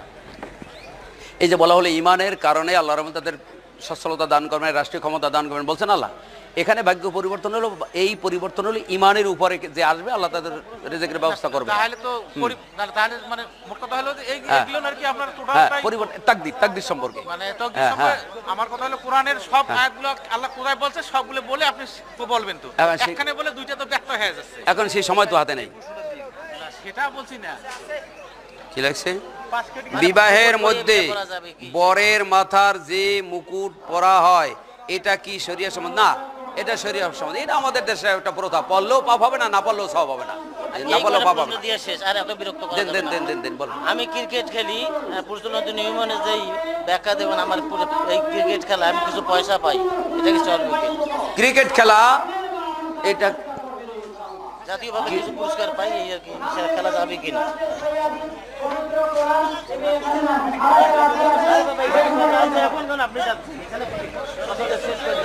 আমার লেখা বই কোথায়? এখানে আমার লেখা বই এবং ক্যাসেট, বিভিন্ন বিষয়ের উপরে ক্যাসেট পাবেন। ওয়াজ তো আজকে শুনতে পারলেন না, ওয়াজ করা আছে, ভিডিও অডিও ফিতার মধ্যে আছে, পাবেন। আপনার মাধ্যমে জানতে চাই যে মহিষের গোশত খাওয়া হালাল কি হারাম? মহিষের গোশত খাওয়া হালাল। হালাল হারামের দুইটি নিয়ম আছে। হালাল হারাম মহিষের কথা উল্লেখ নাই। কুল্লু জিনাবিন মিনাত তুয়রি ফাকলু হালামুন, কুল্লু জিমিখলাবিন মিনাত তুয়রি ফাকলু হারামুন। স্থল এবং জলের দুইটি হুকুম আছে। স্থলে যেই প্রাণীর এমন স্বভাব যে হিংস্র স্বভাব, দৌড়ে কামড়ায় এবং সিরা খায় পাও দিয়া, এইগুলো খাওয়া যাবে না। মহিষে যেহেতু পাও দিয়ে সিরে খায় না, ওর আওতায় পড়ে না, বিধায় ওটা খাওয়া যায়। আর আছে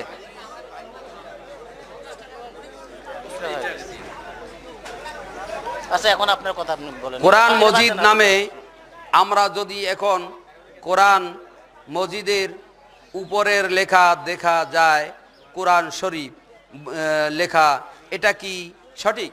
দেখুন, শরীফ এটা উর্দু ভাষা আর মাজিদ এটা আরবি ভাষা। শরীফের অর্থ সম্মানিত, মাজিদের অর্থ সম্মানিত, দুইটাই একই অর্থ। তবে যদি কেউ শরীফ বলে তাতে পাপ হবে না, তবে উত্তম হবে মাজিদ বলা, যেহেতু মাজিদটা কোরআনের ভাষা, শরীফটা কোরআনের ভাষা নয়। যেমন সলাত এবং নামাজ, নামাজ পড়লে কারো পাপ হবে তা নয়, তবে নামাজ শব্দ না বলে সলাত বলাটা উত্তম। জনৈক আলেম বলেছেন আহলে হাদিস বলা যাবে না, মুসলিম বলতে হবে। এ দাবি কি সঠিক? আহলে হাদিস বলা যাবে না, মুসলিম বলতে হবে। ঠিক আছে, মুসলিম হওয়ার জন্য পূর্ব শর্ত কি? মুসলিম হওয়ার জন্য পূর্ব শর্ত হলো কোরআন হাদিসের অনুসরণ করা। কোরআন হাদিসের অনুসরণ করা, কোরআন হাদিসের অনুসারী, এটা আরবি, এটার বাংলা বলা হয় আহলে হাদিস। কোরআন হাদিসের অনুসারী, এটাকে আরবি করলে অর্থ হয় আহলে হাদিস। অতএব আহলে হাদিস না হয়ে কেউ মুসলমান হতে পারে না। আহলে হাদিস দাবি করবে না, ঠিকই করেন না, কিন্তু পূর্ব শর্ত মুসলমান হওয়ার জন্য আহলে হাদিস হওয়া। আমরা ইমামের পিছনে নামাজ পড়ি, ইমাম আল্লাহু আকবার জোরে বলে, রুকুতে যায় আল্লাহ, আমরা মুসল্লি নিম্ন সুরে পড়ি আল্লাহু আকবার বলি, রুকুতে যাই। কোন হাদিসে আছে? প্রত্যেকটা হাদিসে আছে।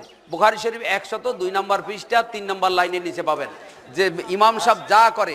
মুসলিম শরীফে 174 নম্বর পৃষ্ঠা শেষ লাইনে জানতে চাইছে যে ডিমান্ড বিয়ার আগে ডিমান্ড নেওয়া জায়েজ আছে কিনা? এই লোকটা আছেন এখানে? ডিমান্ড দিয়ে ওয়াজ করা জায়েজ আছে কিনা লোকটা কই একটু দেখবো। ওয়াজ করা নয়, বিয়ে করা। ও, ডিমান্ড দিয়ে বিয়ে করা জায়েজ নাই। ডিমান্ড নেবেন কেন? আপনার তো ডিমান্ড আগেই দিয়ে দিছে। অর্থাৎ আপনার জন্য যেই মেয়েটাকে আল্লাহ তৈরি করে রেখেছেন, ওই মেয়েটাকে আপনার লালন পালন করে বড় করা উচিত ছিল, তা করেন নাই। কিন্তু শ্বশুর শাশুড়ির মাধ্যমে আল্লাহ বড় করে দিয়েছেন, শ্বশুর শাশুড়ি অনেক কষ্ট করেছেন, এইটি তো আপনার দেওয়া হয়ে গেল। আপনার জন্য যাকে সৃষ্টি করেছেন সেইটা আর একজনে পাইলে বুঝে বড় করে দিলে আপনার কাজটা সে করে দিলে উপকার করেছে। ইসলামী সঙ্গীত অথবা ইসলামী জাগরণী কি গজল যে বলে, এটা কি জায়েজ কিনা? এটা সবগুলোই তো বলা দরকার। দেখেন, ইসলামী সঙ্গীত কবিতা শুধুমাত্র একমাত্র আল্লাহর শানে, যেটাকে হামদ বলা হয়, হামদে বাড়ি, তাহলে ওটা বলা যাবে। আর কারো শানে কোনো প্রশংসামূলক কোনো গজল বলা যাবে না। কোরআন শরীফের মধ্যে বলেছেন আমা আল্লামনাহু শি'রা, সূরা ইয়াসিন, আমি তাকে কবি করে পাঠাই নাই। অমা ইয়ামবাগি লাহ, এটা তার জন্য শোভনীয় নয়। তো অতএব নবী সাল্লাল্লাহু আলাইহি ওয়াসাল্লামের কবিতা গান নাই, তবে আল্লাহর শানে যত পারেন বলবেন, শুধু আল্লাহর শানে। কি এটা? এটা তো তাকদীরের ব্যাপারে, এটা অনেক আয়াত, এটা অনেক আয়াত, অনেক আয়াত, এটা অল্প সময় পারা যাবে না, সময় শেষ। আপনি মাইক নিয়ে বলেন। আমার কথা হলো যে কোরআনের সমস্ত আয়াত যেটা আছে সমস্ত বলতে হবে। এখন আপনি বলেন ভাগ্য সম্বন্ধে 50 বছর আগেই আল্লাহ নির্ধারণ করে গেছেন, কিন্তু সূরা রাদে বলা হয়েছে যে আল্লাহ কোনো জায়গায় ভাগ্য পরিবর্তন করে না যতক্ষণ না সে নিজের ভাগ্য পরিবর্তন করে। সূরা বনী ইসরাঈলের 23 নম্বর থেকে বলা 23 নম্বর বলা হয়েছে কারো রিজিক মানে কোনো মুমিনদের রিজিক বাড়িয়ে দেন আবার কাউকে সীমিত করেন। সূরা হাজ 51 নম্বর আয়াতে বলা হয়েছে কেউ যদি আমার কোনো আয়াতকেও ব্যর্থ করার প্রচেষ্টা চালায় তাহলে সে জাহান্নামী। তাহলে তিনটের মধ্যে আমরা তিনটাকেই বিশ্বাস করতে হবে। তাহলে একটাকে যদি আমি মানে ব্যর্থ প্রচেষ্টা চালাই তাহলে আল্লাহ তো হুঁশিয়ারি করে দেওয়া হলো যে আপনি জাহান্নামী। তো আপনি কিন্তু এখানে একটা আমাদের বললেন, দুইটা আমাদের বললেন না। ভাগ্য সম্পর্কে বলা হলো তিনটে, ভাগ্য সম্পর্কে তিনটে বলা হয় না, ভাগ্য সম্পর্কে তিনটে বলা হয় না, ভুল বলছেন আপনি। নিজে ব্যাখ্যা বুঝেন আগে, দাঁড়িয়ে রাখা সুন্নতটা রাখেন না কেন আপনি, সেটা বলেন আগে। আমার মধ্যে একটা ভুল দেখান, আমি এটা সংশোধন করব। আমরা নিজের মুখে দাঁড়িয়ে নাই, আমরা তাকদীর নিয়ে এটাও তো ব্যক্তিগত। এই যে উনি যে বলেন 3 আয়াতে 3 রকম কথা বলছে, তিনটা ব্যাখ্যা করে আমার বুঝিয়ে দেন। তিনটা ব্যাখ্যা করে বুঝিয়ে দেন। তাকদীরে বলছে তাকদীরে যা লেখা আছে সেটাই হবে, এর ব্যতিক্রম হবে না। এখন 1 2 নাম্বার, কোন মানুষের ভাগ্য পরিবর্তন করেন না যতক্ষণ তারা নিজেদের ভাগ্য নিজেরা পরিবর্তন না করে। এটা হলো এইটার অর্থ হলো যে মানুষকে বিবেক দিয়েছে বিবেচনা করার মতো। এই বিবেক দিয়ে বিবেচনার উপরে অনেক কাজ আল্লাহ ছেড়ে দিয়েছেন। এই বিবেচনা করে যদি মানুষ না কাজ করে, সেই ব্যক্তি যেটা করতে চায় আল্লাহ তাকে করতে দিবে। এই বিবেকের উপরে নির্ভর করছে, এটা তাকদীরের উপরে নির্ভর করে না। আল্লাহ যেমন তাকদীর রেখে দিয়েছেন, মানুষের উপর তাকদীর বিবেক ছেড়ে দিয়েছেন, বিবেক দিয়ে বিবেচনা করতে বলছেন। আকুলু কওলি হাযা আস্তাগফিরুল্লাহ লি ওয়া লাকুম লিসাইরিল মুসলিমিন। রিজিক বাড়িয়ে দেন কমিয়ে দেন, এই কথাটা আপনি কি এমনি বুঝবেন আল্লাহ বাড়াইলো না কমাইলো? আল্লাহ বলছেন, এখন আল্লাহ বলছেন, এটা তার হাতে। ওটা নিয়ে আপনার চিন্তা করার কোনো দরকার নেই। আল্লাহ যেটা হাতে রেখেছেন ওইটা নিয়ে কারো চিন্তা। ওয়ালা তাকফু মা লাইসা লাকা বিহি ইলম, সূরা বনী ইসরাঈল 36। যে ব্যাপারে আল্লাহ ইলম দেন নাই সেই ব্যাপারে কোনো ফতোয়াবাজি করা যাবে না। আল্লাহ বাড়ান এবং কমান, কিভাবে বাড়ান কিভাবে কমান তিনিই জানেন। এটা তিনিই জানেন, আমরা জানি না। আমরা এতটুকুই জানি আমার ভাগ্যে যা আছে ওটাই আমি পাবো। না, পরিবর্তন করেন না। কিরকম করেন সেটা আল্লাহর ব্যাপার। আল্লাহ কিরকম করেন ওটা নিয়ে আমার চিন্তা করা যাবে, তকদীর নিয়ে আলোচনা করা নিষেধ। হ্যাঁ, ওটা আপনার আমার জীবনে কোনো প্রয়োজন হবে না, এই জন্য আল্লাহ বলেন নাই। আবার কি মানত করিয়া ছাগল বা পশু অংশ, গরুর মাংসের অংশ খাওয়া যাবে কিনা?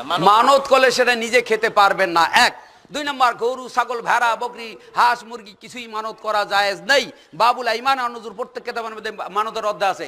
মানত করবেন 2টা জিনিস, রোজা অথবা নামাজ। ছাগল বকরি দিয়ে মানত করে আল্লাহকে লোভ দেখানো হয়, আল্লাহ লোভী নন। অতএব নামাজ পড়েন, রোজা অথবা নামাজ। যে আমার বিপদ থেকে বাঁচ, রোজা রাখবো। জুমার দ্বিতীয় আজান এটা দেওয়া যাবে না। যদি কেউ প্রয়োজনের তাকিদে দিয়ে থাকেন, প্রয়োজনের শরীয়ত নয়। যদি কেউ 2 আজান শরীয়ত মনে করেন, যদি কেউ 2 আজানকে শরীয়ত মনে করেন, তাহলে আলিয়াউমা আকমালতু লাকুম দীনাকুম এই আয়াত অমান্য করা হয়। এই আয়াত যেদিন নাজিল হয় সেদিন আজান ছিল 2টা। রসুলের উপরে আয়াত নাজিল হয়েছে তখন আজান 2টি ছিল। ওসমান গনি রাদিয়াল্লাহু তাআলার যুগে নেদা সালেসে আলা জাওরা অকাল আবু আব্দুল্লাহ মুহাম্মদ বিন ইসমাইল বুখারী আজ জাওরা মাউজাম বিসুক বিল মদিনা রাওয়াহুল বুখারী। মদিনার বাজারে দিয়ে একটা নেদা দেওয়া হয়েছেন, কোন বাক্য দিয়ে আজান দিয়েছেন এ কথা উল্লেখ নাই। ওসমান রাদিয়াল্লাহু এই কথা বলেন নাই যে আমি রসুলের সুন্নাত মনে করে দিয়েছি, তিনি প্রয়োজনের তাকিদে দিয়েছেন। আপনি প্রয়োজনের তাকিদে দিতে পারেন, কিন্তু মুশকিল হলো আপনি প্রয়োজনের তাকিদে দিলেন, আপনি মরার পরে বলবেন হুজুরি কি বোঝে না, হাদিসে না থাকলে এমনি হয়েছে, এই জন্য পরবর্তীতে এটা হাদিস হয়ে যেতে পারে, এই জন্য এটা বাদ দিবেন। আশা করি বুঝতে পেরেছেন। আসসালামু আলাইকুম ওয়া রাহমাতুল্লাহ।